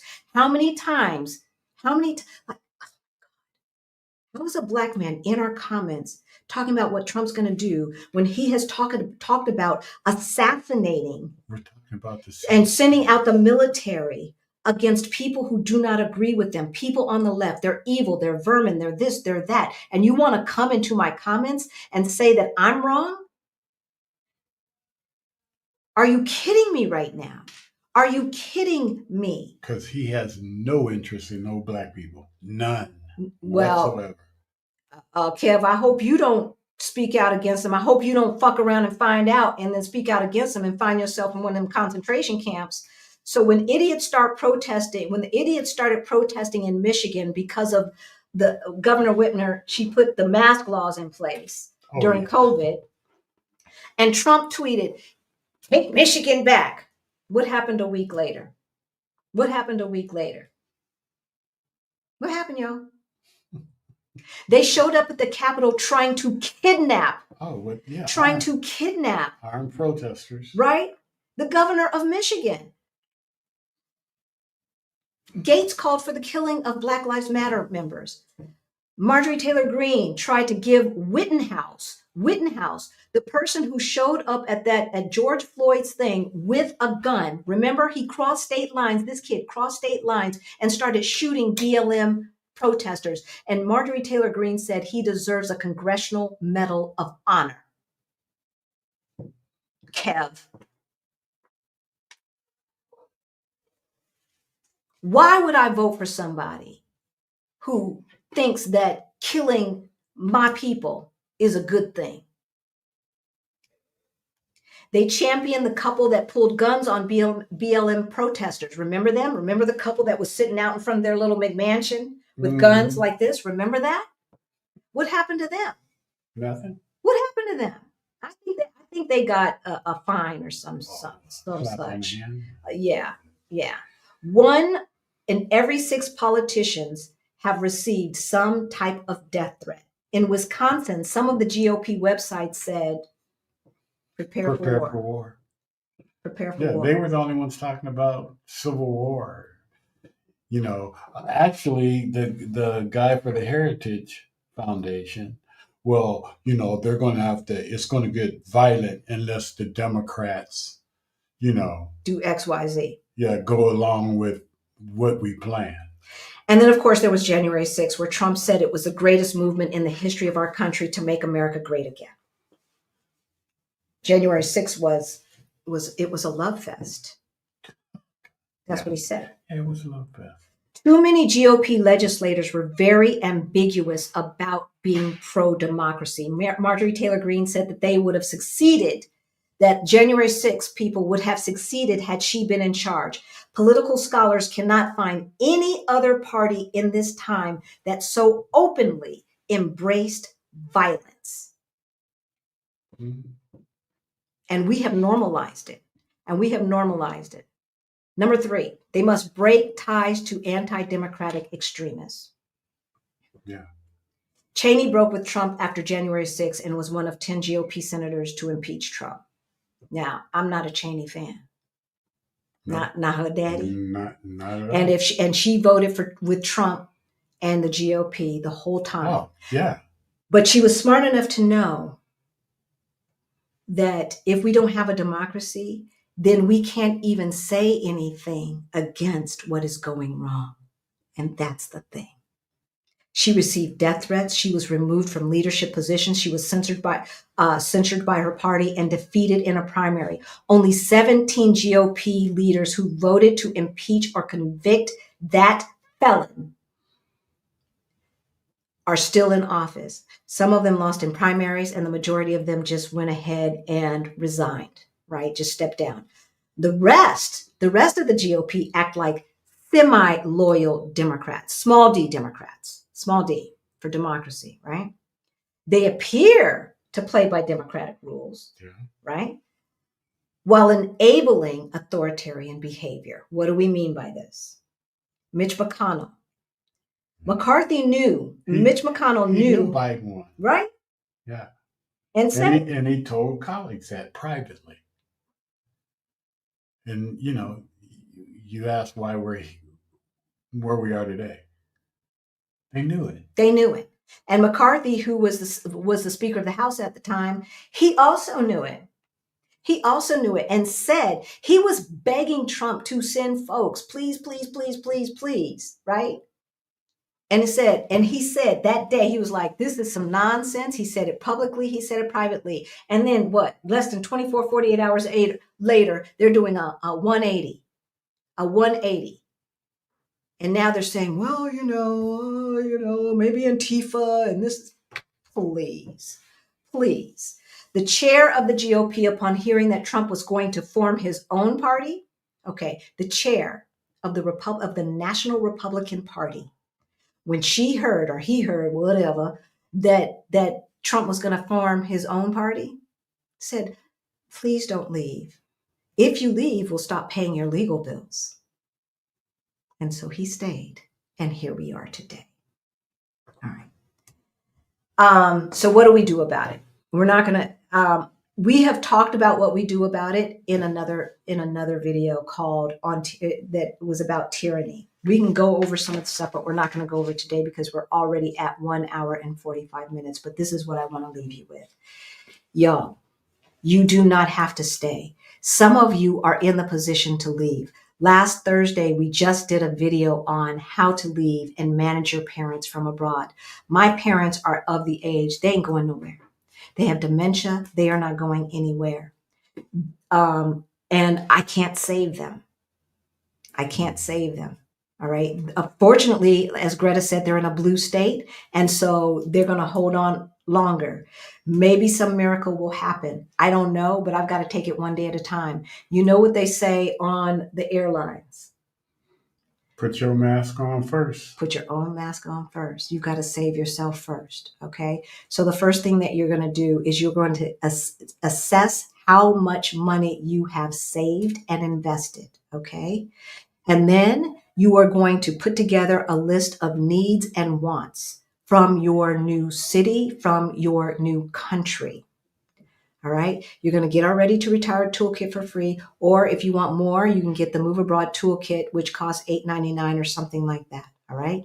And both of those have the database that will show you the cost of living and all of that stuff that we said for basically every major city around the world. And guess what, folks? Guess what? For those of you who said, I don't know anything else or blah, blah, blah. Most other countries have several cities that are safer than most of the cities in the United States. Most other countries have major cities that are safer than most of the cities in the United States. Yes. All right. So where we live here in Portugal, this is one of the 10 safest countries in the world. There are cities in Mexico. Merida, Mexico is the second safest city in all of North America. So that's including the United States and Canada. So don't believe the hype when it comes to Mexico. All right. So you're gonna assess how much money you have. Then you're gonna find a place to live. You're going to come up with a budget of how much money you need per month to live there. Then you are going to assess your spending and make sure that you are not spending any money on anything that you do not need. All right. You're going to save and invest as much money as you can, as fast as you can. If not, you're going to get a remote job. You're going to start consulting so that you can work without borders. Okay. So that you can work from anywhere in the world. Right. You're going to go on right now. Soon as you come up with a list of 3 to 4 places, you're going to go on right now and find out what the visa requirements are. Most places are easy to immigrate to, more so than the United States. The United States is a nightmare. Yeah, it's hard. It's a nightmare. There's no such thing as a passive income visa. There's no such thing as a digital nomad visa in the United States. Either your job is sponsoring you, or you're a refugee, or you're shit out of luck, or you're doing family reunification, or you're shit out of luck. All right. But a lot of other countries are not like that. And so once you put that list together, then you will know how much money you need per month. I want you to have between your savings and investments at least 1 year's worth of living expenses. Especially if you are going to have to continue to work or try to figure something out. Don't look to find a job in another country, because if you are going to move to a country that has a lower cost of living, which is what I want you to do, all right, don't move to Switzerland or Sweden or someplace like that where they're going to require you to have $100,000 a year. That's not the life I want for you. If you're making $100,000 a year from your U.S. company and you have the ability to transfer and make that money, that's a different story. But don't be going to nobody else's country thinking that you're going to take a job. All right. So you're going to get a remote job from the United States, or you're going to freelance, do your side hustle, or live off of, pensions and things like that. All right.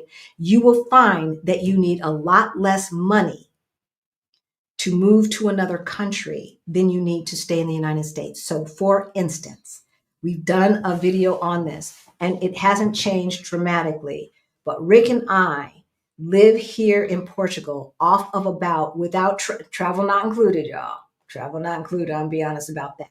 But a good life and that does include travel around Portugal, around the country of Portugal. So we live here. We go out whenever we want to go out. We party whenever we want to party with our friends. We do the concerts and the this and the that and all of that stuff whenever we want. And we live off about $2,700 to $3,000 a month.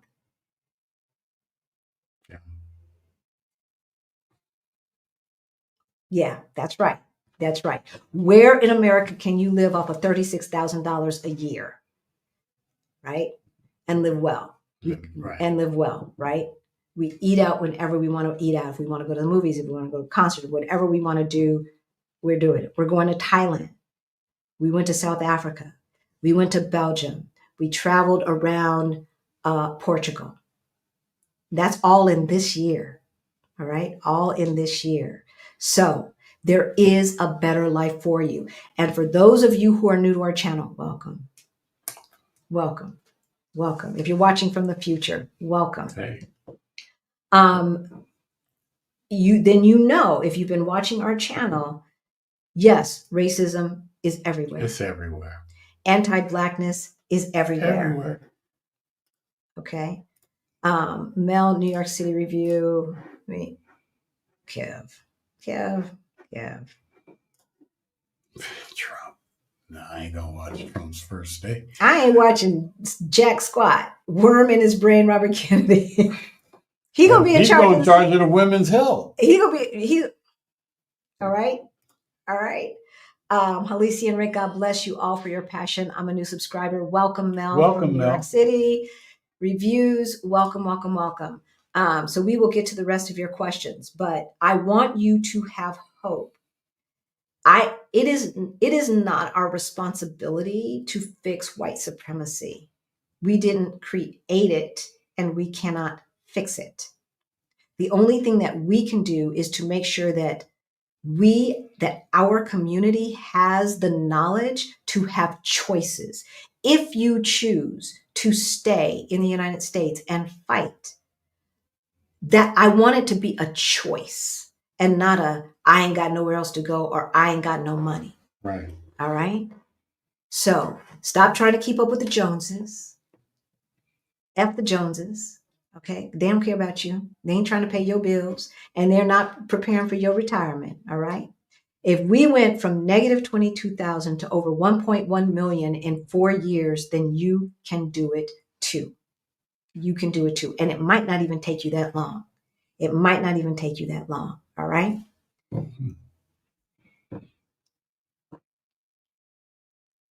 Sorry. Yeah, I'm sorry, Kasara. I'm sorry. All right. I'm going to go over the steps of what we can do about it, but I'm not going to get into all of the description. We're just going to read out the steps because for those of you, turn on. For those of you who are new to our channel, then you might not know. So we're going to go over these steps, and then we will point you to another video that we did that we actually, that's going to be over there, right there, that we actually gave some examples. So yeah. So what can we do about it to make sure that if we can get through this, that it never happens again? Number one, do not obey in advance. Don't obey in advance. In other words, Jeff Bezos, don't obey in advance. Do what you're supposed to do. Do what you're supposed to do. Number two, defend institutions. We are the checks and balances. We are the checks and balances. We should have risen up like the Almighty when they denied Barack Obama that Supreme Court seat. We should have risen up when they did not disseminate or demolish the Patriot Act, which took away our right to privacy. Once, especially after Osama bin Laden had been caught, all that shit should have been ratcheted back, but they didn't. They still have the right without a search warrant to get into our digital stuff. All right. So, as I said before, or maybe I said this on Exodus Summit, be very careful about what you say online. Be very careful. Erase stuff. Get rid of applications. Anything that they can get into. All right. I'm sorry, but this is how it is. Number three. Beware of the one state party. Or the one party state. Beware of the one party state. And I'd almost say beware of the two party state. But a democracy cannot survive without more than one party. All right. It cannot. Number four, take responsibility for the face of the world. All right. Notice the symbols. Don't get used to them. When you see those swastikas, when you see those Confederate flags, don't get used to them. Do not normalize them. All right. Call them out. Call them out. Number five. Hold our bureaucrats to professional standards. Right. Letters to the editor and stuff like that. It does make a difference. Call out the electeds. The people who are elected, if we still have free and fair elections, then they will listen. And if we don't, we have to fight for that. We have to fight for that. Number six, be wary of paramilitaries. And who we just said, there are members of Congress who are supporting paramilitaries, right? It's because of the paramilitaries in Germany that then bonded with the true military after he was elected that did the stuff that they did. Okay, we cannot have Joe Blows walking around in some fake camo with all the guns that they've acquired, talking about they running things now. Yeah. All right. That's what we cannot have happen. Because the majority don't know what they're doing anyway. Exactly. Number seven. Read more, watch the screen less, and protect our language. When we say protect our language, when you hear fetal personhood, that means a little fetus has the same rights as you and I. So if you have a miscarriage and you had a glass of wine, you could be charged with murder. That's what that means. So we have to protect our language. And when I say read more, that doesn't mean like, we're going to put a list of the books that I read and that Rick reads that kind of influenced this session in the description below. If you're watching from the future, it's already there. If you're watching right now live, it ain't there yet. It ain't there yet. I didn't have time. But I will put a list of all of the books that I have read over the past 3 months and the ones that I read before back in my old life. So, but when we say read more, it could be fiction. It could be like Fahrenheit 451. It could be like 1984. It could be like the 7th book of Harry Potter, right? What was it? What's the name of it? Come on, y'all. I'm not a Harry Potter fan. So. Oh, The Deathly Hallows. The Deathly Hallows, right? That was a book about the struggle against tyranny. That's exactly what it was about, right? So when we read more, then we need to relate that to what our life looks like so we can see it. We can see it when it's happening. All right. But But watch less screen, but continue to watch Our Black Utopia. Number 8. Protect facts. Protect facts. All right. Don't let the Kevs of the world tell you that black is blue and blue is black, right? And up is down and down is up. I'm not going to say that homeboy is a racist. I don't know Trump. I don't know Trump. I don't know if he's a racist.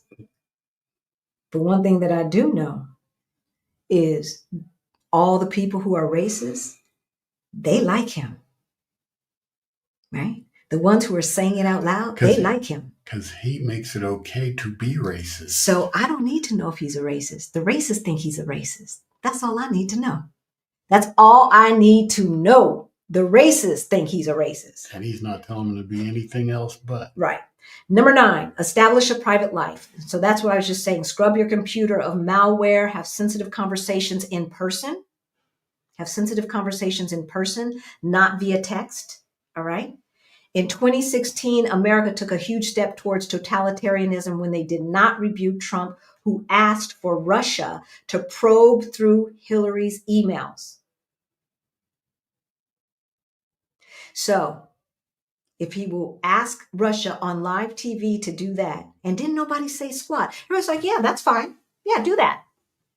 Do that. Isn't Russia a white country? It's not one of those shithole countries, right? Right? Yeah. Yeah. Since when are we on Russia's side? I mean, we were in World War II, but then we weren't. It was a Cold War, and they became the USSR. So no. Number 10. Contribute to good causes. Contribute to good causes, whether it's the ACLU, the NAACP, or somebody who's doing something good in America and trying to restore democracy. If you got $2 to spare, send the $2, all right? And then listen for dangerous words. Listen for dangerous words. And so when we say that, what we're talking about is this is an exceptional moment of grave danger, for instance. When they start talking about grave danger and, we want to keep you safe, we want to protect you and things like that, really what they're saying is we're going to take away your rights so that we can have a police state. That's what they're saying. Folks will trade real freedom for fake safety. For fake safety. All right, get your pens out. I want you to write down a number. This is the switchboard to the Senate and the House.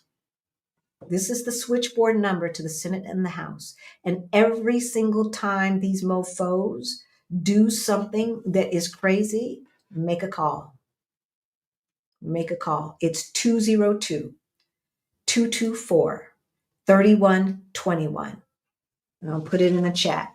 The number is 202-224-3121. That is the switchboard to the House and the Senate. House and Senate. All right. I'm going to go, YouTube rejected your comment. This usually means that it's spam. Wait. No. How you going to reject? This is my, what?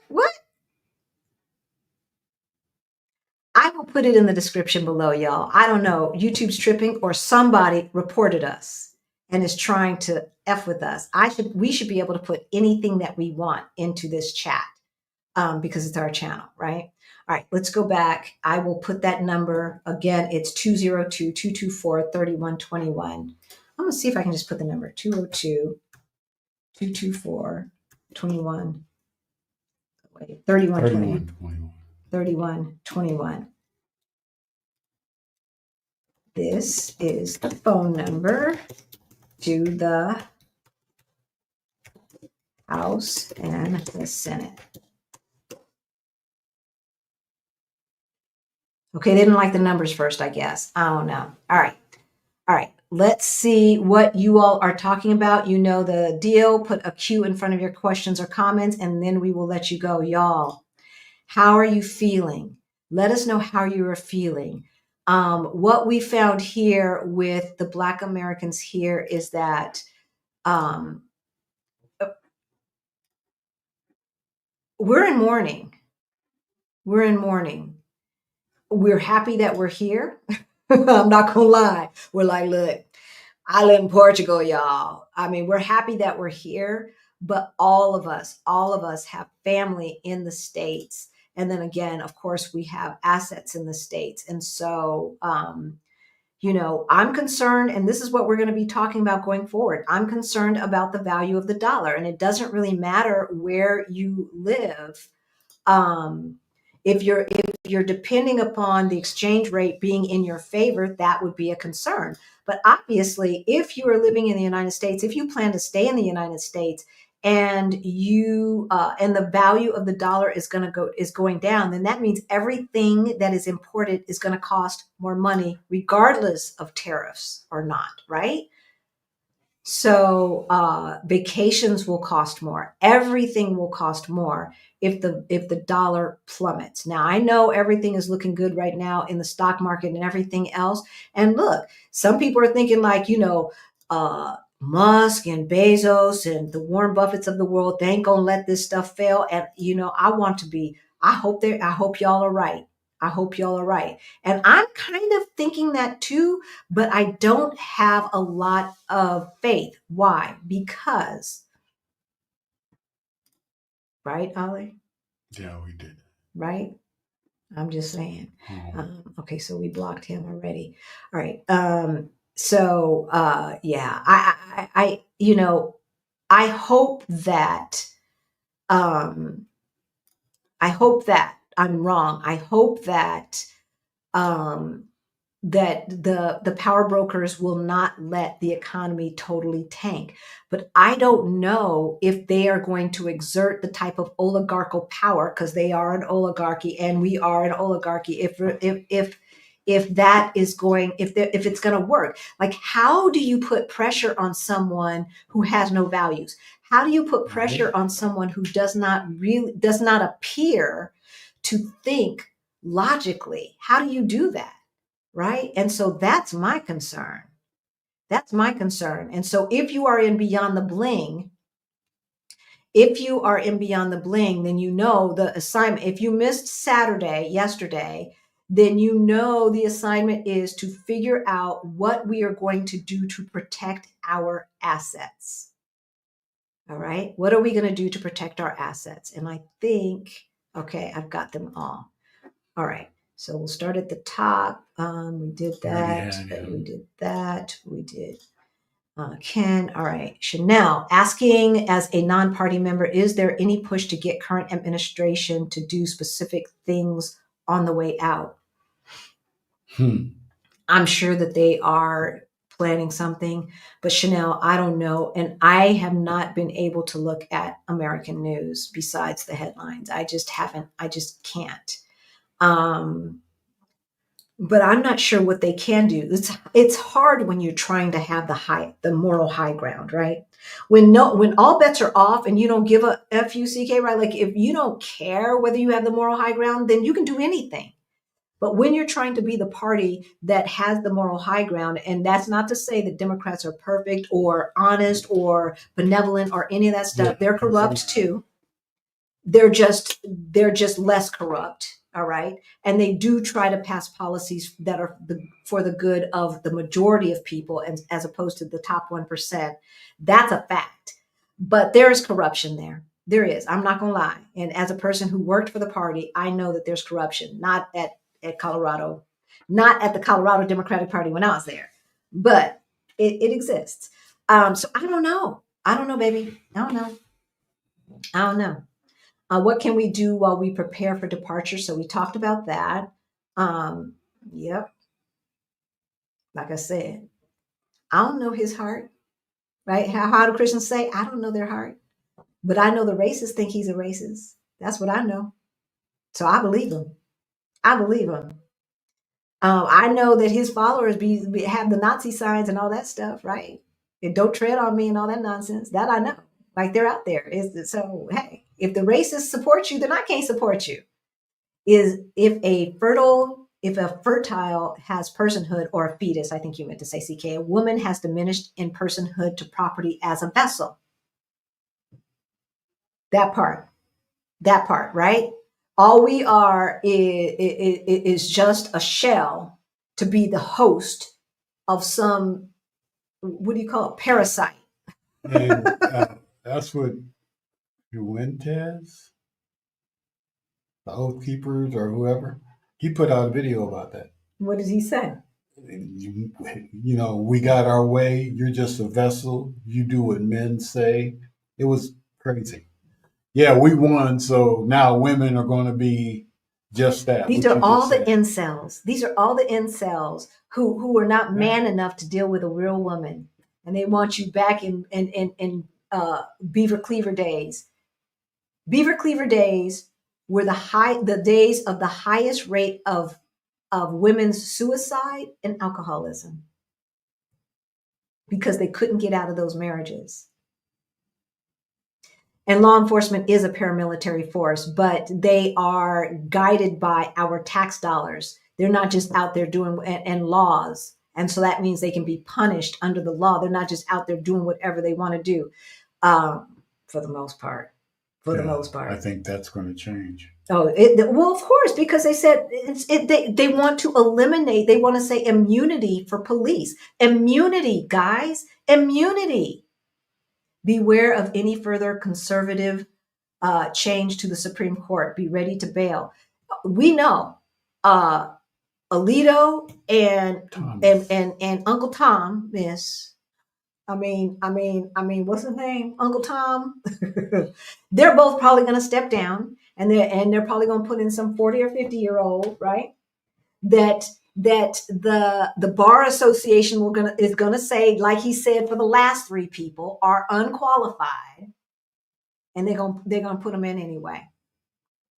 No, you need to be ready to bail, Miss S, today. Yeah. Be ready to bail. Be ready to bail. Even back in 2017, 2018, I had friends who worked for the government that said they had a go bag ready. That's a bag full of stuff where they can grab it. They have their passport, they have everything else, and they're ready to go, and let's get out now. Okay. This was back in 2017. What did they know that we didn't know? What did they know that we didn't know? So you need to be ready to go now. How do I join your financial literacy group? So it is Beyond the Bling. It is in the description below, and it is for financial freedom for late bloomers. And that's in the description below, Rocio. Pam, how will you protect your money from the anticipated decrease in fall? So Pam, we're going to be talking about that in the coming months, okay? I don't know, but I have been seriously thinking about this for at least 2 to 3, 4 months? Yeah, there's something but figure it out. Instead of doing my homework, I was hopeful. I was overly optimistic, unfortunately. So most of us were. So I'm behind the curve as far as doing our homework, but we are going to be doing that, and the plan is mid-January to have some battle plans, right before the inauguration, to have some battle plans. Halisi and Rick, you guys are great budgeted. Yeah, I can't figure out how to live on your budget. You can't hear. You can't hear. You can't. I'm just going to say really quickly, we pay €1,325 for rent for a 3-bedroom apartment. We pay €60 a month for our Metro cards for transportation. So technically we never have to use Ubers, but we're spoiled, and so we do. But we mostly take public transportation. We pay less than €150 per month for our utilities. And then our cell phone bill, which is all you can eat for both of our phones, is like $55 before taxes. And I think it ends up being like €58 or something like that per month. So that's how, and food and stuff here is really inexpensive. Like you can get a family-sized thing of wings, of chicken wings here for like €2.18, €2.28. The big family pack. Yeah. So yeah, that's you. There's no way, CK. You know that we lived in LA and then we lived in Denver, and in neither of those cities would we would be poverty level in those cities at that rate. You can go to a cafe here, a mom and pop cafe, and you can get like a ham and cheese sandwich as a snack and a glass of wine and pay €4, €4 tops, because the sandwich is probably going to be what, 180, maybe 250, and the wine is going to be about 180, maybe 250. Yeah. The CK was here. She knows. So yeah, you kind of know, and then you go across the river. And you can leave it. Now, we have lived in this apartment since 2022. He has not raised the rent on us. But you just, the earlier you look, you have to be patient. You got to stay out of the tourist areas and look in the other areas, and you can find the deals. Okay, you can find the deals. She's not wrong on expenses. For my family of four, our monthly expenses are €3,300, and that's with private school tuition for 2 kiddos, y'all. You hear Shaquan? Now, Shaquan spoke at our Move to Portugal virtual summit. If Portugal is on your list, then you must purchase the Portugal Move to Portugal virtual summit replays, which are in the description below. All right, you can buy the replays.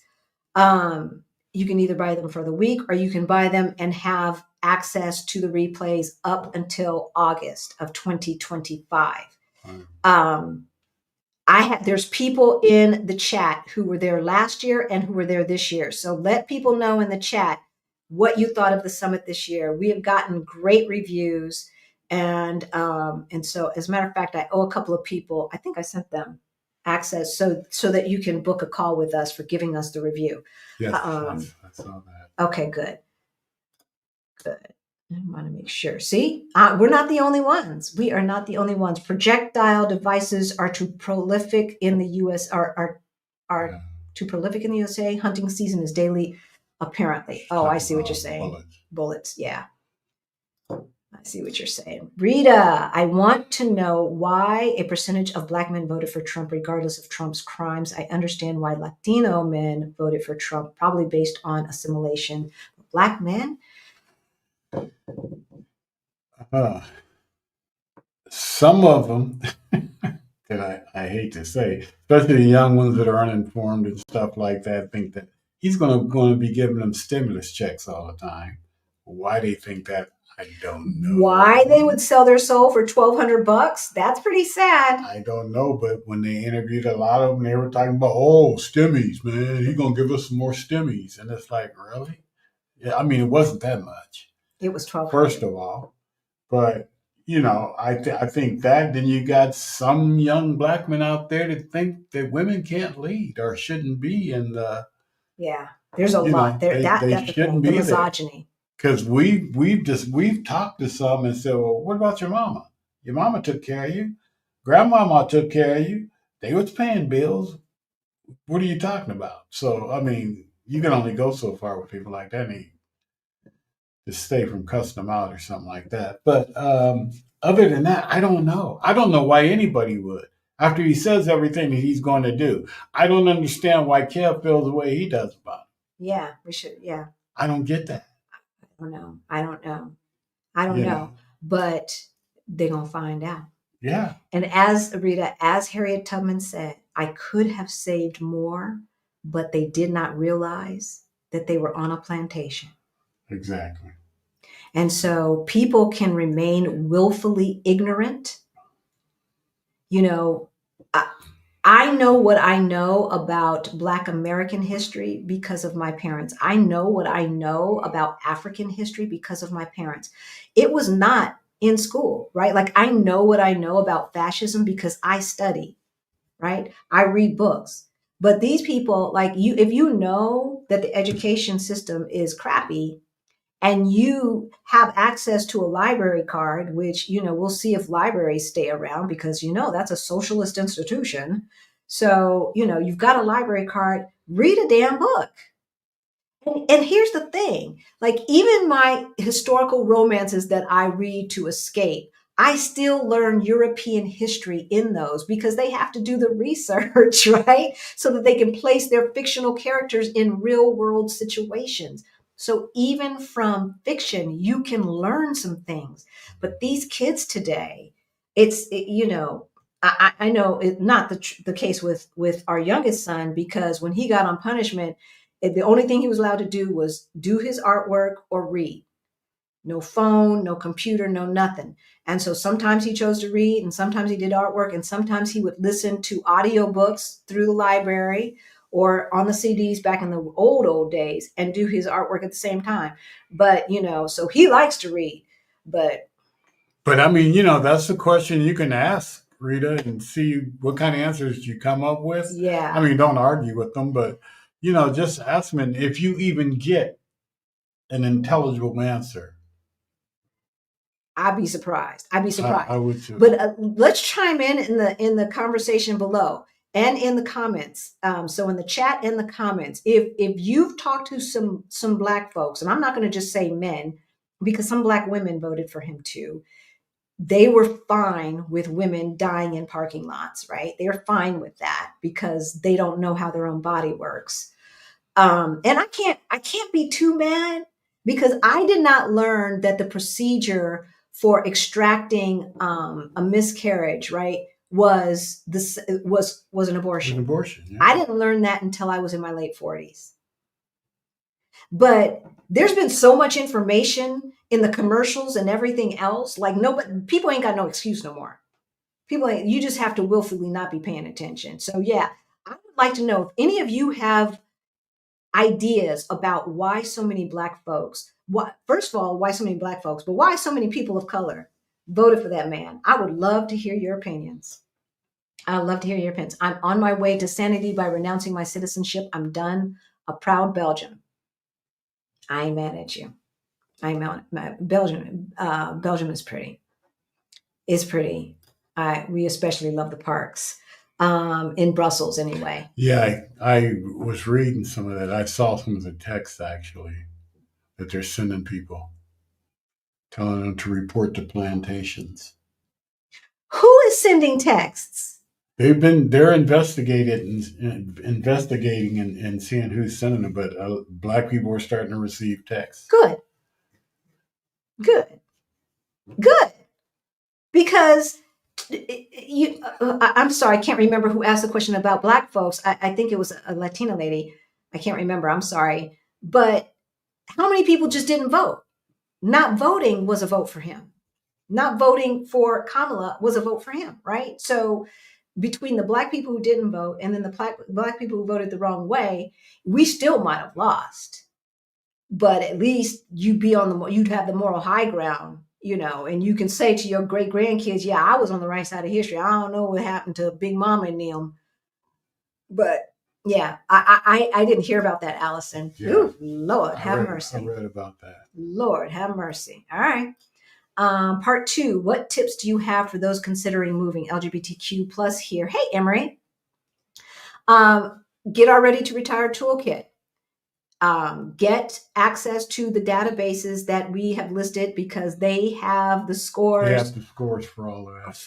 For LGBTQ friendly, and so I look at racism or LGBTQ because I figure if you're accepting of a group of folks who are in the numerical minority, then you're probably accepting of some other folks, right? That's not always the case, but there are LGBTQ scores for most of them because look, you don't want to get out of the frying pan into the fire. No. That's not what we want for you. That is not what we want for you. So if Portugal is the place, you need to buy the replays of the Move to Portugal Virtual Summit, which is in the description below. And here, Western Europe is LGBTQ friendly. I'm just going to put it that way. It is. And I would say Mexico is too. Based upon my friends who are there. But other than that, go through the scores. South Africa, LGBTQ friendly, but go through the places that you want. You can put in your cost of living. You can put in, all of these other filters and get a list of countries and cities that meet your criteria. Go to different Facebook groups too in different areas that you might be interested in going to. Once you've narrowed it down. Yeah. And ask, and people will let you know. Yep. I'll tell you. Yep. The data is not perfect. See the nonsense with the indigenous numbers? Oh, no, I haven't. But I have seen stats that show our Jewish brethren and sistren showed up. That's interesting. That's interesting because I think that, okay, so we have two sets of Jewish folks. We have one set of Jewish folks with AIPAC, AIPAC, which is a huge PAC that is really pro, not Israeli people, pro Netanyahu's government. That's what I'm going to say. That's what I'm going to say. All right. Because I know a lot of Jewish people who are pro-Israeli people, but against the government. Just because I'm an American doesn't mean I'm pro-Trump, right? Like, no, I'm pro my brothers and sisters in America, white and otherwise, because I like people. I like humans. So even racists, I can say a prayer for them. Goodbye, good luck. I'll say a prayer for you. But so I'm pro-American people, but I can't be pro-American government, not this next government, right? No. So there's two sets of Jewish folks, and it's very interesting. And that's one of the reasons, y'all, you guys need to know this, because this is what we're fighting. One of the reasons why Kamala could not come out as strong as she might have wanted to for the Palestinian people is because AIPAC would have spent billions taking her down, just like they took down the members of Congress that spoke out against supporting Israel, the Israeli government, I should say. All right. And so, it may be playing games, but you can't change anything if you're not in the position of power. Get the power first and then do what you need to do and just keep it on the DL and just do it. Right. Seriously. Halisi, I know you speak a lot about governments around the world, and I know this is more about US. The authoritarianism and nationalism is on the rise everywhere. Yeah, it is. What tips do you have? Okay, so this must have been part one, Emery. And so again, check out the politics. So see how the last two elections went, and then see what the people were saying. You can search the newspapers for the countries that are on your list. So for instance, Portugal, it did have an increase in extreme right-wing support. And don't you know, what were they saying? The immigrants, the immigrants, the immigrants. Yeah. They always do that. They always do that, right? The person in Hungary, that's what he was doing. Le Pen in France, that's what she was doing. The dude in Germany, that's what he was doing. They always go to the same things like, you know what? Just fix your shit and then you ain't got to worry about the immigrants. Fix your shit. It wasn't working before the immigrants got there, and it ain't working now, right? You know what you've been doing, but no, you want to protect the oligarchs. That's what you want to do. And so here we are. But yeah, so we were checking the politics of Portugal before we got here, and it was fine. Like Portugal was being held up as one of the poster children for maintaining a very democratic and left of center majority. And it still has that, but they did gain a lot more seats. So they went from 10 to 12% to like 20%? 20%, I think, yeah. Something like that, the extreme right wing. So we're looking at it. We're looking at it, Emery. We're watching it. And, we'll see what happens. Now, Putin may get everybody distracted depending upon what he does. If you need to get documents that are generated by the federal government, get them sooner than later. Yes, as Project 2025 implementation will decrease the processing of documents. And they're going to get rid of so many people that they're probably going to be so inefficient. Mm-hmm. So we probably need to get another marriage certificate. So one of the things that we found out at our Move to Portugal Virtual Summit is that we need to register our marriage here. Yeah. So if anything were to happen and he was incapacitated, my little marriage certificate copy that I have from the United States will not necessarily qualify me to make decisions on his behalf. The medical POA, power of attorney that I have will not necessarily hold. So these are some of the things that you need to think about if you are considering moving abroad. So yes, we're going to have to get our marriage certificate and anything else. Good catch. Good catch. Federal employees are about to lose their job, lose their civil service protection. Yeah. Yeah. A lot of pensions may be in jeopardy. And so how is that going to help the economy? I mean, think about this. They've always wanted, when Republicans say small government, what they really mean is there's too many Black people in the middle class. They weren't talking about small government until after affirmative action. And so the federal government had to go by the rules that they implemented for affirmative action, right? And so Black folks and POCs, but Black folks were really overrepresented in government jobs, not just federal, state, and local as well, but really federal, overrepresented, which built a huge middle class for Black folks. So then all of a sudden we need smaller government. Isn't that interesting? Isn't that interesting? So yeah, there's going to be a lot of people that are going to be SOL because guess what? Those same people were not putting money into Social Security. This is going to be interesting, y'all. This is going to be interesting. Woo!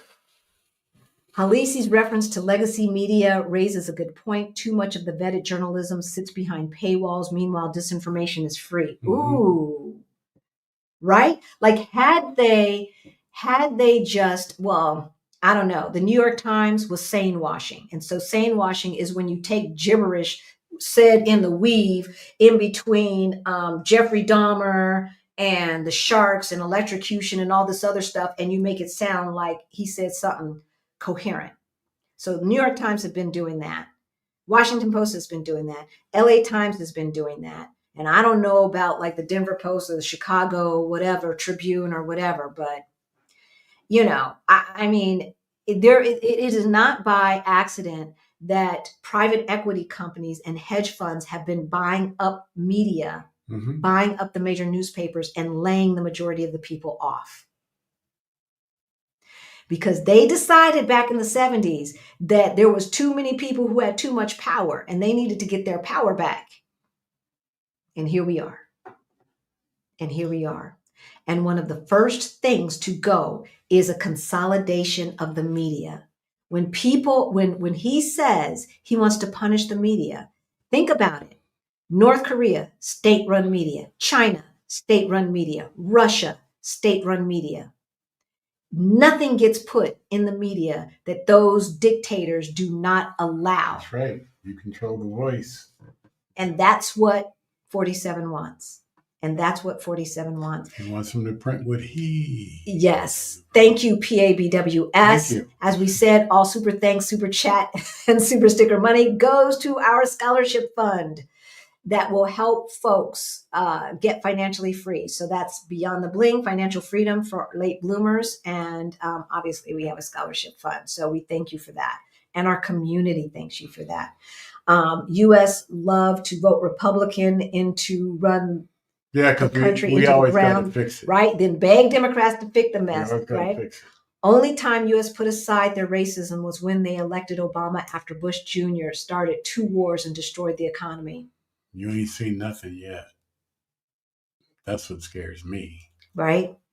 Right? It's true. It's true. Like they drive the bus off into the ditch. We get the bus back on the road and we're finally chugging along. And people are like, well, he ain't going fast enough. And so then they want to grab the keys back and drive and the steering wheel and drive that bus right back into the ditch. And in the ditch it goes. I tell you. All right. The doubting GOP should have doubted their own elections and a few elections as LOS, yet they did not. Irony. I'm not sure that I understand, but what I do know is that it's really funny. All of the GOPs who were talking about there's been some kind of craziness, their names were on those same ballots.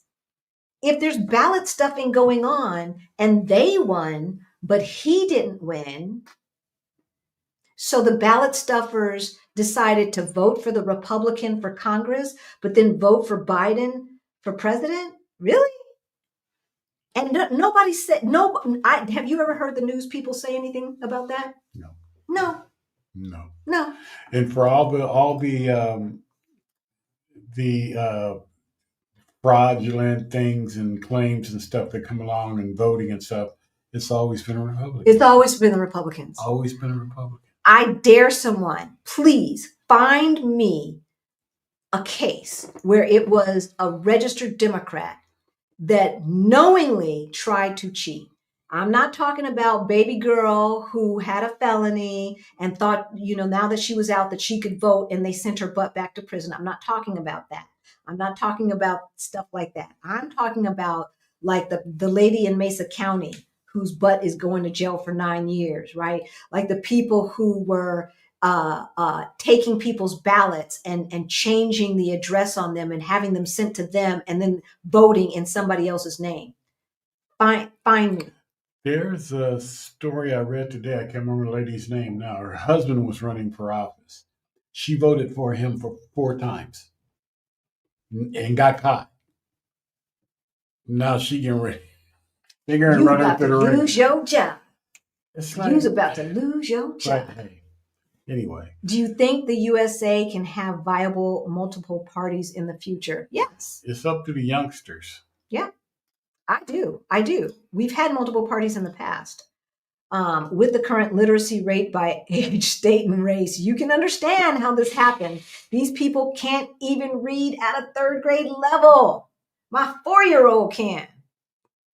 These people are bringing laws into effect. And that's the thing. It's like, y'all was trying to make us count jelly beans and how many bubbles in the soap, right? And say the preamble backwards and all this other nonsense. And these fools don't know facts from fiction. They would rather believe in magical myths than accept the reality that they are just mediocre and that, yes, there are Black folks who are smarter than you. Yes. Yes. It's okay. There's Black folks smarter than me. I wanted one of them to be president, right? Get that Black job. But no. So anyway, all right, y'all. It's been 2.5 hours. We're going to let you go. It's 11 o'clock here. It's 11 o'clock. But we want you to prepare. We want you to prepare. We went over the steps for you to prepare. We went over the steps that you need to do to try to preserve a democracy.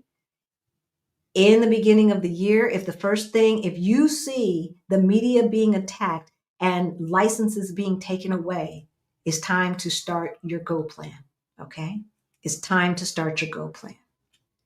And if you don't, it's still time to start your Go plan because it's inevitable. Yeah. And America needs to feel the pain of a Black brain drain. They do not appreciate all of your Black brilliance. They don't. They don't appreciate it. And so you need to go to where you are appreciated or at least left the hell alone. All right. And with that, we love you and we will see you next time. Bye.